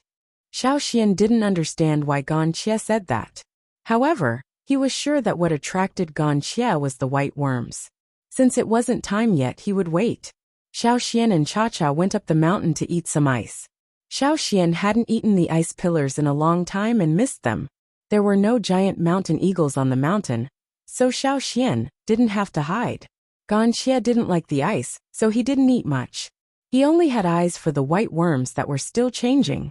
As time passed, the sun gradually set. However, the sky didn't turn dark. Two moons that had mostly overlapped appeared in the night sky. Ganxia became more and more excited. His hands trembled and his eyes turned red. That night, under the overlapping moons, everything was as bright as day. Every year, when the two moons coincided, both the human tribes and the beasts in the forest would be affected. For the beasts that were more seriously affected by the moonlight, this night of the year was also the night they were most afraid of. However, there were no other beasts near the top of the mountain. Faint roars of beasts could be heard from afar. Even though they were near the top of the mountain and far from the ground, they could still hear the roars. One could imagine how loud the roars would be if they were on the ground. Tonight, the beasts would be especially excited. He wondered if Yizong, and Ichi at the foot of the mountain would be able to avoid them. Creak creak, a soft sound could be heard. Xiao Xian stopped thinking about other things and looked towards the worm nest. Just like last year, Xiao Xian saw a white worm that looked like a butterfly without wings. It had 2 antennae on its head. The soft sound was the sound it made when it crawled out of the nest and on the snow. Xiao Xian looked at Ganxia. Although Ganxia was very excited, he did not move. If not for the red light in his eyes, he would still look like a statue. His presence was very weak. After the white insect crawled out of the nest, it headed towards a protruding rock. With a flash of white light, 2 long wings began to grow on both sides of the insect's body. Compared to the 2 outstretched wings, the insect's body was much smaller. The 2 wings were completely formed. As they flapped, there was a white fluorescence. The wings were like the mini butterflies in the forest. After a slight pause, they flapped fiercely and left the snowy ground, flying into the distance. Star butterflies. This was the name that the people from the royal city mentioned. The night of the full moon was the only starlight under the bright sky. In the night sky, the 2 moons had completely overlapped. The world under the sky was as bright as day. Under such a sky, some white spots were not overshadowed by the moonlight at all. They flew up from the mountain. Those were the star butterflies from other parts of the mountain. The white worms that crawled up from the foot of the mountain had completed their transformation. Tonight, they all turned into star butterflies. The wind at the top of the mountain was very fierce. It was like a knife cutting across people's faces. Countless snowflakes were swept up and blown away. However, those flying star butterflies ignored the fierce cold wind and continued to fly higher and further. No one knew where they would fly to in the end. The first time he came here, Xiao Xian stared at the star butterflies for a long time. However, this time, he only shifted his attention after the star butterflies flew up. Ganxia entered the worm's nest first. When Xiao Xian went over, he saw Ganxia squatting on the ground. There was a puddle of something that looked like ice water, where the white worm had been. Ganxia stretched out a finger and drew on the puddle of ice water. Then, he put the finger that was soaked in the ice water into his mouth. This is it. Ganxia's low voice was filled with excitement. This is it. This ice water? Looking at the puddle of ice water, Xiao Xian remembered the first time he came here. He had wondered where the shell of the pupa went when the white worms were transforming. At that time, Xiao Xian didn't see it. He thought that the star butterflies didn't have pupa shells when they were transforming. Now it seemed that the pupa shells had disappeared when Xiao Xian came here. The ice in the puddle of ice water could be the pupa shells. Moreover, the ice was melting quickly and the water was evaporating. Without thinking too much, Xiao Xian took out a piece of worm skin and tied a simple knot to make a simple leather bag. He didn't have a bag that could hold liquids, so he could only use worm skin. Moreover, since it was from the star butterflies, it would be safer to use worm skin to store it. Regardless of whether it was related to forging or not, he would collect it first. Anything that caught Ganxia's attention was definitely not ordinary. Plus, the white worm had too many secrets. The worm's skin and silk were all very useful. The bloodstains that Ganxia found mysterious would definitely be a surprise to him. Are you in a hurry to drink it? If not, help me. Xiao Xian handed Ganxia a bag made of worm skin. Ganxia didn't say anything. He took the bag and left to look for the next nest. He didn't have Xiao Xian's special vision, but he could accurately find the next nest with his sense of smell. Since he had found his target, he wasn't in a hurry to consume it. Just like Xiao Xian said, he should collect as much as he could. He was in a hurry, so he had to collect as much as he could. After collecting the ice water into the bag and tightening the opening, Xiao Xian realized that the ice water in the bag had stopped melting. This was exactly what Xiao Xian wanted. He let out a sigh of relief.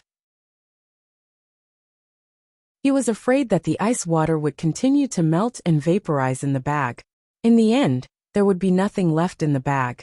Xiao Xian and Ganxia split up and collected the ice water that hadn't melted from the nests into the bag. If it had completely melted, they would collect the water. If it had completely evaporated, then there was nothing they could do. Cha-Cha also helped to look for nests. Once it found one, It called out for Xiao Xian to come over. Although Xiao Xian and Ganxia were fast, they couldn't find all the nests. After going through 10 nests, they only found a small puddle of water. After a few more nests there was nothing left. Xiao Xian couldn't do anything about this.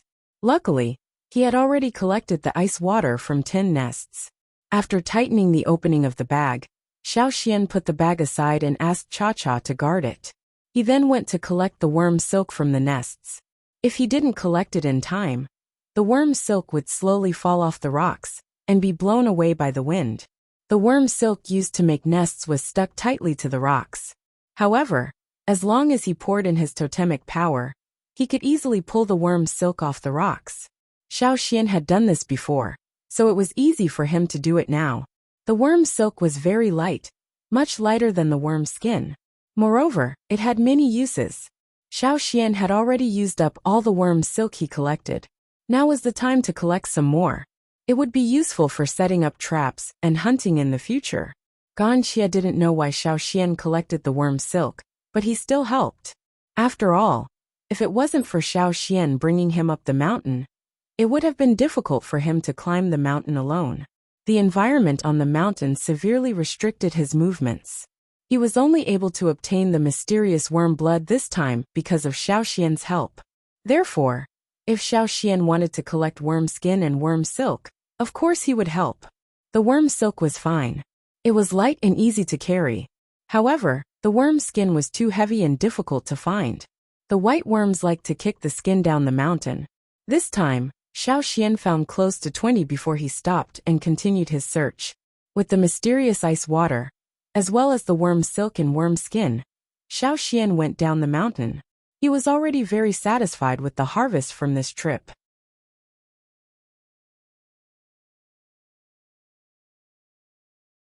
Chapter 805.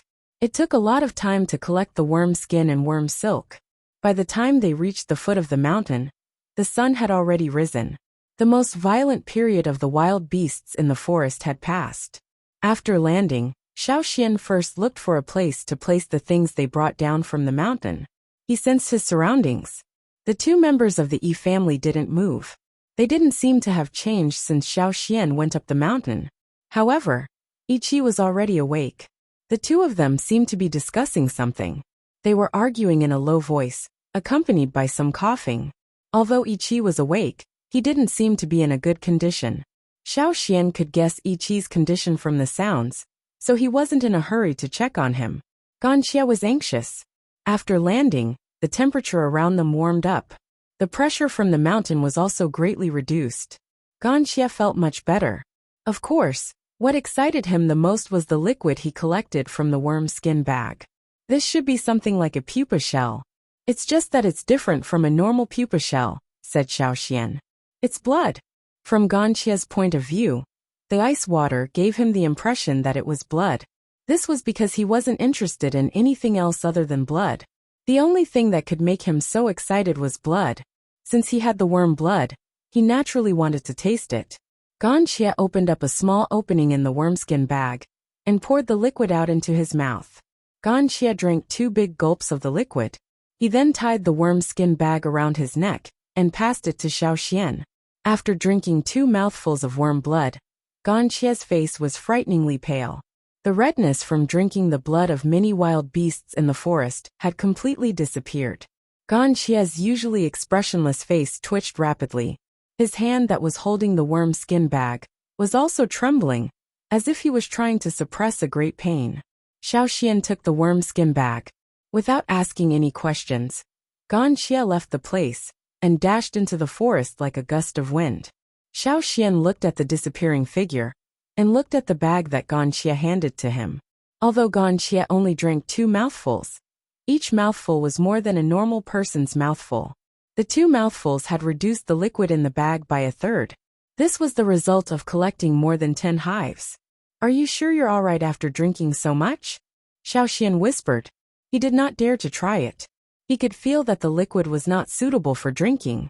If he drank it casually, it would harm his body, just like the blood of the green-faced fanged beast. The shell that could protect the larvae might not be able to protect humans. It might even be more destructive than the green-faced fanged beast blood. This knowledge grew stronger as he collected the mysterious liquid. He no longer dared to treat it as normal beast blood. Initially, he wanted to tell Wuxia his opinion. However, when he turned around, he saw that Wuxia had drunk it. He didn't know how he was doing now. Xiaoxian asked Cha-Cha to follow him. However, Cha-Cha flew one round and quickly returned. Wuxia's location was quite far from the foot of the mountain. There were more fearsome beasts there. Moreover, during the past full moon, many of the beasts were still in their berserk state. However, the strange thing was that the beasts that seemed to have gone berserk did not approach Wuxia's location. Many of them even took a detour. Even Cha-Cha did not want to stay there and observe. After a while, a sharp whistle was heard. A strong murderous aura exploded. The wind blew, and the dense foliage in the forest was severely deformed. The strong wind was like a dancing blade. The whistling sound was chilling and murderous. There were some ferocious beasts in the forest. They were originally looking for prey, and were planning to launch a surprise attack. However, under this sharp whistle, they were frightened by the sudden appearance of the fierce murderous aura. They quickly turned around and fled into the bushes further away. After the sharp whistle, a few beasts wailed. The wind was filled with the smell of blood. The startled flock of birds quickly flew away, and the herd of beasts also retreated. In just a moment, the forest, which was originally violent because of the full moon, suddenly became quiet. Only the smell of blood and slaughter was left in the wind, as if there was a dangerous demon hidden in the forest. The feathers on Cha-Cha's neck stood up. It immediately flew into the sky. When it felt that it was not safe, it would fly high. This was a kind of instinct. The 8 slaves who were guarding Yizong and his companion were also on guard. They looked around nervously. 2 of them had the same bloodline as EC's green mantis. The spines on their backs were sticking out because of fear and panic. What happened? This was what everyone was thinking. Xiaoxian could tell that the smell was Wuxia's. However, the smell of blood was mixed with the smell of beast blood. It was definitely not the smell of a small number of beasts. With such a strong smell of blood, at least 10 beasts had been killed. Why did Wuxia suddenly kill so many beasts? Did he replenish his food supply? That couldn't be right. If he only wanted to eat, he wouldn't have killed so many beasts. So was it because of the bug blood? Just as Xiaoxian was about to go over to take a look, the wind gradually stopped. The pungent smell of blood also gradually dissipated. Actually, it wasn't that the smell of blood had dissipated. It was just that the wind had weakened. The smell of blood was no longer carried in this direction. After a while, Xiaoxian sensed that Wuxia was coming over. He stopped and looked over. Not long after, Wuxia walked out of the forest. His cloak was messy, and there was a large amount of beast blood splattered on it. He looked like he had just crawled out of a battlefield. His footsteps were heavy. He looked like he was injured. As Wuxia walked over, the murderous aura on his body gradually disappeared. When he looked over at Xiaoxian, his eyes were still red. However, because he had retracted his aura, the murderous aura had faded. "What's wrong?" Xiaoxian asked. "It's nothing. It's just a small change," Wuxia replied. Xiaoxian looked at Wuxia carefully. Although Wuxia looked a little tired, the sickly paleness was gone. In fact, he looked more like a normal person. The red light in his eyes had completely disappeared. If one didn't look at the fresh blood on his body, he looked no different from a normal person. However, Xiaoxian felt that Wuxia had changed a lot. This change was probably positive for Wuxia. Otherwise, Wuxia wouldn't be so obsessed with the mysterious bug blood. "Do you still want to drink?" Xiaoxian handed over the bag of bug skin that Wuxia drank from. When they went down the mountain, they had agreed that Yanjiao would take a third of the liquid that Wuxia collected.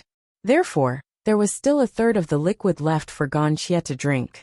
Wuxia didn't say anything. After taking the bag, he drank another mouthful.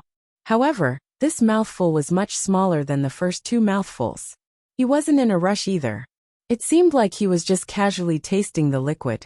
After drinking, Wuxia paused for a moment. Then, he handed the bag of bug skin back to Xiaoxian. "You can have the rest. You're not drinking anymore?" Xiaoxian looked at Wuxia in shock. He couldn't believe that Wuxia could walk out of the forest alive after drinking the liquid. While he was waiting, he had already dipped his finger in a little bit of the liquid. He also knew that the liquid was something that Yinjiao people couldn't use. However, Wuxia was an anomaly. He could handle things that other people couldn't handle. These things might be the kind of things that you guess would be extremely useful for forging.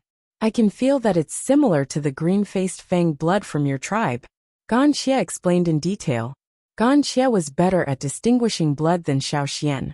Since he said so, Xian's guess was much more likely to be correct. Is that all? Xian didn't argue. He kept the bag of bug skin and tied it properly. Mu Yao had brought the royal city people here to search for the bug blood that the Gongjia ancestors had mentioned. It was a pity that before Mu Yao could find it, they were attacked by a group of giant mountain eagles. They didn't know how Mu Yao was doing, but perhaps they could find out more from the Yi family. The team that came all the way here to search for bug blood had suffered great losses. They were nowhere to be found and Xian had found them. According to Xian's plan, he wanted to bring Yizong and Ichi back to the tribe. He wanted to get more information from the Yi family. Perhaps they could tell him more about the use of bug blood. Unfortunately, one of them might not be able to hold on until then. Ichi's injuries were worse than Yizong's. Although the slaves had tried their best to save him, there was little effect. Ichi also had no intention of living. Not only that, he wanted to die here. Because if he lived, Xian would bring him to the Yinjiao tribe. Ichi didn't want to suffer such humiliation. Ichi hated Xian deeply. To him, Xian was just like Yixiang, a great threat to the Yi family. Even though they managed to escape from the broken boundary because of Xian, the scene of Xian smashing the giant tortoise into the boundary made Ichi choke. The sight of Xian made him want to vomit blood. When Xian arrived, Ichi was lying on the ground. Yizong was kneeling beside Ichi. 8 slaves stood guard around them. When he saw Xian, Ichi spat out another mouthful of blood. He glared at Xian and opened his mouth, but he still turned to look at Yizong. He raised his hand and grabbed Yizong's arm. His fingers were so tight that it looked like he wanted to break Yizong's arm. He stared at Yizong and said with all his strength, "You must do what you promised me. You must."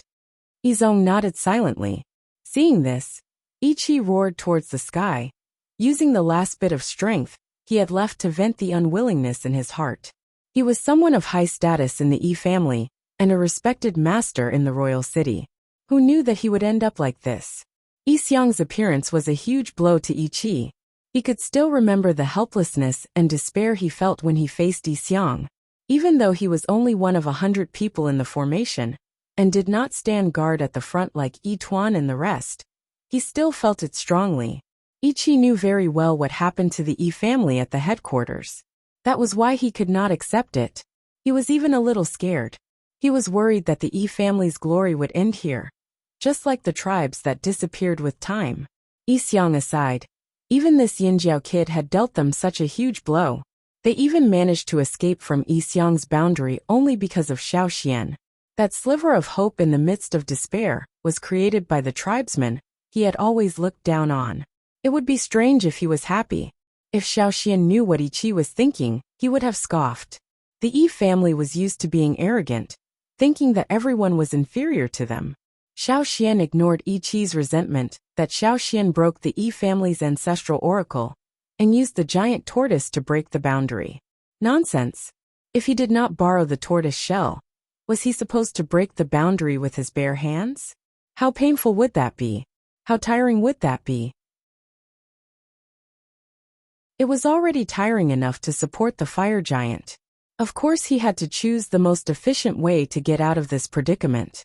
What were the first 2 skills that had been passed down from their ancestors to the present day that were recognized by the tribesmen? One was fire, and the other was a tool. Only idiots would not use the tools they had. Thankfully, Xian did not know what Ichi was thinking, and did not say it out loud. If Ichi heard Xian's reply, he would have spat out more blood before he died. Ichi breathed his last. The Yi family had a tradition of choosing their own graves, and did not insist on being buried at the Yi family headquarters. Moreover, The royal city was not the ancestral land of the Yi family. In terms of feelings, the Yi family did not have as much attachment to the royal city as the Ji family. After all, the Ji family had many farms and valleys. The Yi family only needed to bring their own divination tools, and did not have a strong sense of belonging to the royal city. When Yi Qi felt that he could not hold on for much longer, he had already negotiated with Yi Zong. 2 of his 4 slaves would be buried with him, while the other 2 would follow Yi Zong. Yi Zong found a place near the mountains to bury Yi Qi. Yi Zong did not need to do anything for the other 2 slaves buried with him. After digging the graves, they would end their own lives. The slaves brought here by Yi Zong and Yi Qi were all well trained. The mark of a slave was deeply imprinted in their minds. They would never betray their masters. Even if they had other ideas, they would carry them out. Xiao Xian did not interfere with the burial of Yi Qi. Yi Zong had talked to him about the terms. What surprised Xiao Xian was that Yi Qi would rather die than be captured by Xiao Xian and brought back to the Yinjiao tribe. Before his death, Yi Qi even made Yi Zong promise him that he would never let the Yinjiao bring his body back to the Yinjiao tribe. On the contrary, Yi Zong did not reject being taken back to the Yinjiao tribe as a captive at all. Xiao Xian was not sure whether this idea was true or not, but it was at least 70 to 80% credible.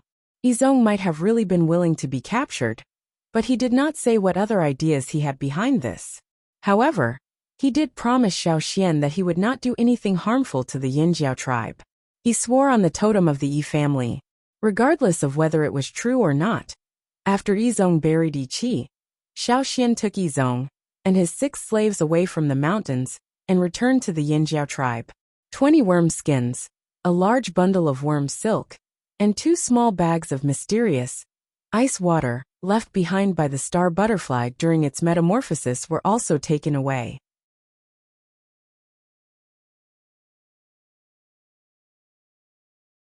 Chapter 806. Because he had to bring Yi Zong and 6 slaves, Xiao Xian's return was much slower. Fortunately, Yi Zong's 4 slaves and the 2 left behind by Yi Qi made the 6 slaves strong enough to not drag them down. Moreover, Yi Zong would occasionally perform divination to confirm which direction was the safest. Even if Yi Zong could not hold on, Xiao Xian could use a straw rope to perform divination to avoid unnecessary trouble. Xiao Xian did not fly on the eagle's back. He kept an eye on Yi Zong and obtained more information from Yi Zong on the way back. According to Yi Zong, the mysterious ice-like liquid they had collected was probably what the people of Royal City were looking for. According to the Gongjia family's ancestors' notes, the star butterfly's blood could be used to forge top-grade treasured swords. As for how it could be forged, Gongjia Yu, who had come with them but had died under the eagle's claws, did not explain. Yi Zong really did not know. Xiao Xian also asked Yi Zong about the strange black world. Yi Zong was tight-lipped too, only telling Xiao Xian that it was a spiritual world that was connected to one's consciousness. If one was killed in that world, one would die even if there were no wounds on one's body. How could one live without a soul? From another perspective, it was equivalent to brain death. Yi Zong was very cooperative throughout the journey. Other than secrets that could not be revealed, he would answer as long as Xiao Xian asked.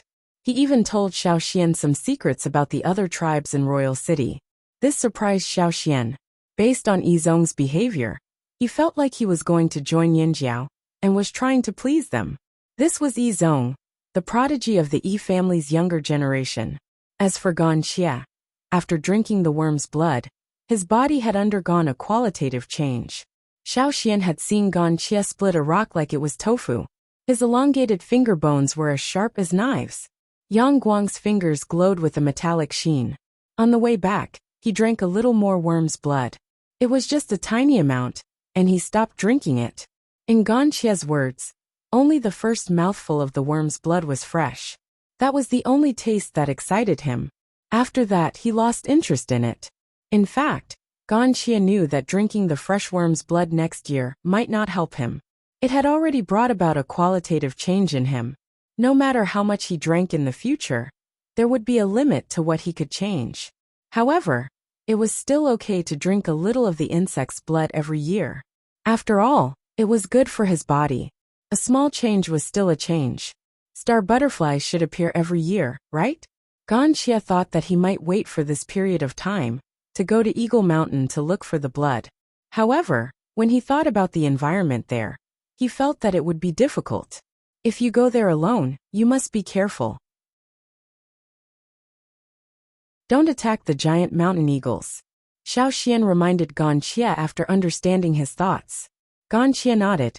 Of course, he knew that the giant mountain eagles were the ones guarding the area.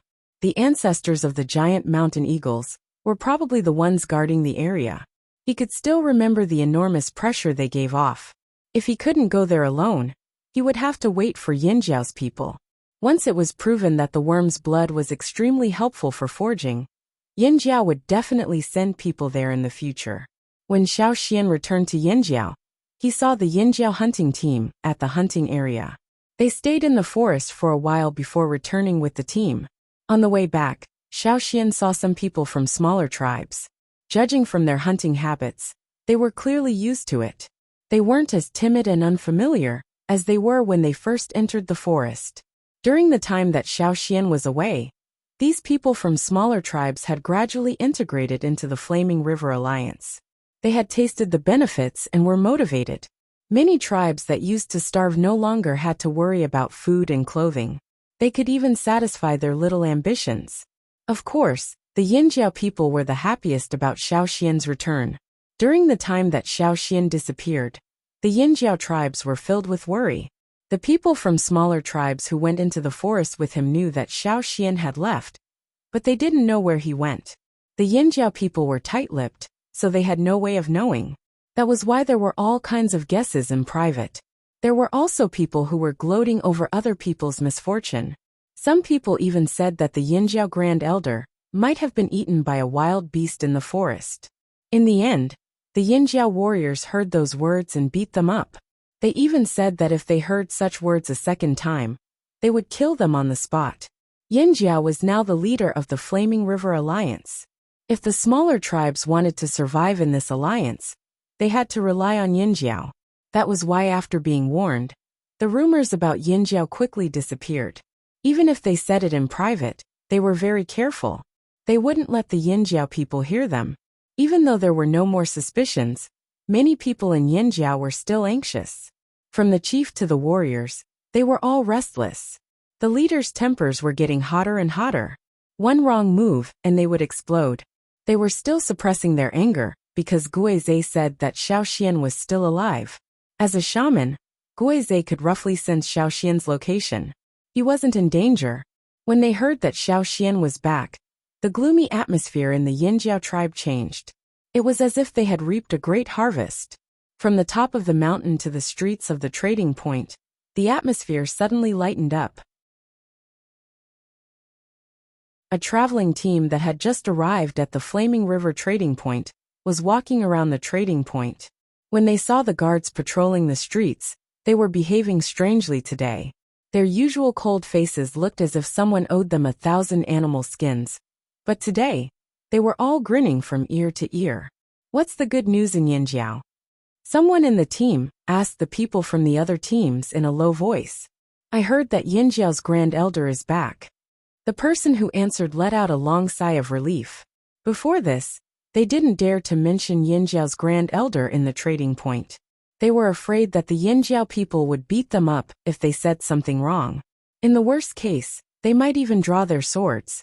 When Ao, who was overseeing the construction site, heard the news, he quickly stopped what he was doing and rushed back to the headquarters. When he saw the eagle in the sky, he was relieved. When he saw that Xiao Xian was unharmed, he finally relaxed. Although Guizhe had already gone out to search, Ao still brought some people to search in the direction that Guizhe had pointed out. However, they received news that something had happened at the trading point, so they rushed back to deal with it. You're back. It's good that you're back. Ha ha ha, you're finally back. If you didn't come back soon, I would have thought that something had happened to you. Duokong strode over and gave Xiao Xian a bear hug. Then, he patted Xiao Xian's shoulder with all his might. Before this, he wouldn't have said this. When Duokong heard that something had happened to Xiao Xian, he would also act like the other Yinjiao people and beat the person who said this. However, Now that Xiao Xian had returned safely, he didn't have to worry about it anymore. On the mountain, Gigu and Guizhe, as well as the two retired shamans, went down the mountain to welcome them. They were happy that Xiao Xian had returned safely. The tribe was where it was today because of Xiao Xian. However, after the initial excitement, they noticed that out of the 7 people that Xiao Xian had brought back, the other 6 were obviously slaves. The one in the middle was probably the target. Is he the Yi family member you mentioned? Gigu asked Xiao Xian. Yes, Yi Zong from the Yi family, Xiao Xian said. Yi Zong from the Yi family? Zheng Luo, who had just arrived, glanced at them sharply. The 6 slaves guarding Yi Zong immediately tensed up. The Yinjiao people around them were too hostile, and many of them were strong. If a fight really broke out, the 6 of them wouldn't be able to protect Yi Zong. Is there a problem with Yi Zong from the Yi family? No, Yi Zong from the Yi family. The Yi family member from the royal city team that hunted us back then. Duo Kang's smile immediately faded when he heard that Xiao Xian had returned. He stared at Yi Zong with a murderous glare that wasn't much weaker than Zheng Luo's. Duo Kang gritted his teeth when he thought about how they were hunted down when they migrated. If Xiao Xian hadn't brought them across the sea, it was hard to say how many of them would have survived. It was even possible that all of them would have been wiped out. When they migrated from the other side of the sea, they were hunted down by the royal city team and other organizations. Although Yi Zong wasn't the one who gave the orders, he was an accomplice and an enemy if he participated. They didn't believe that Yi Zong didn't want to kill them back then. When he followed the team to hunt them down, did he think that this day would come? Duo Kang flexed his fingers, thinking about how to deal with this captive. But after some thought, he felt that something wasn't right. If Xiao Xian had brought him back alive, it definitely wasn't to kill him. Sure enough, Gigu only ordered people to bring Yi Zong to a cave and lock him up with the slaves. He didn't immediately give the order to execute him. When they reached the top of the mountain, everyone else had left.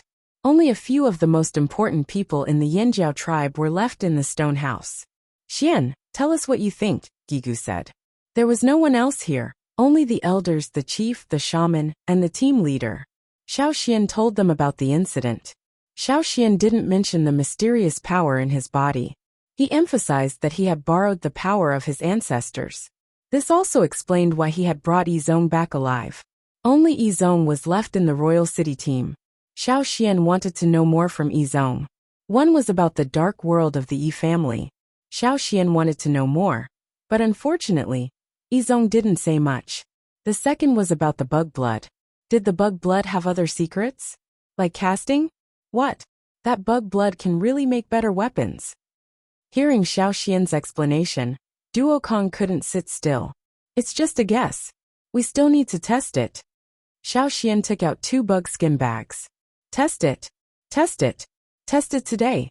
Not only Duo Kang, but the others were also excited. The green-faced fang beast's blood had already given them the advantage of making better weapons. If it could make better weapons, of course they were excited. Wait, Xian, you haven't finished yet. What's the third one? Guizhe asked. Everyone was already excited by the bug blood. Hearing this, they suppressed their excitement and anticipation and looked at Xiao Xian, waiting for him to finish. The third one is also the one that has the most to do with Yinjiao. Xiao Xian paused and said, the reason why I brought Yi Zong back safely was because of the condition Yi Zong gave me. He said that he was willing to sacrifice the rest of his life to help Yinjiao expand. Our expansion of the trading point has nothing to do with Yi Zong. How can he help us? With those arms of his, could he lift stone or wood? Or will he let the slaves do the work? Duo Kang was dissatisfied. No, he can. Guizhe and the 2 retired witches leaned forward. They understood Xiao Xian's words. Others might not understand, but as witches, they were very sensitive to certain things. What do you mean? Everyone in the room looked at Guizhe and the other 2 witches. Rumor has it that the Yi family can observe everything in the world. They can see the past and the future. Guizhe said. Gigu frowned, then his eyes widened. You mean he can point out the best places to build and what to avoid? That's right. The Yinjiao tribesmen had been frightened by all kinds of natural disasters. Back then, the Yinjiao tribe had to leave their homeland because of natural disasters and split up. Forget about Zhengluo's branch. The Flaming River branch had lived in isolation from the rest of the world for almost 1,000 years. All their skills had almost been lost, and they had regressed to the lowest level. Even if they found a way to cross the river and return to the old haunt with great difficulty, they even welcomed the return of Zhengluo's group and gathered the wanderers. But just as they were preparing to rise in the old haunt, another disaster struck. If they hadn't been prepared in advance, they might not have done better than their ancestors 1,000 years ago.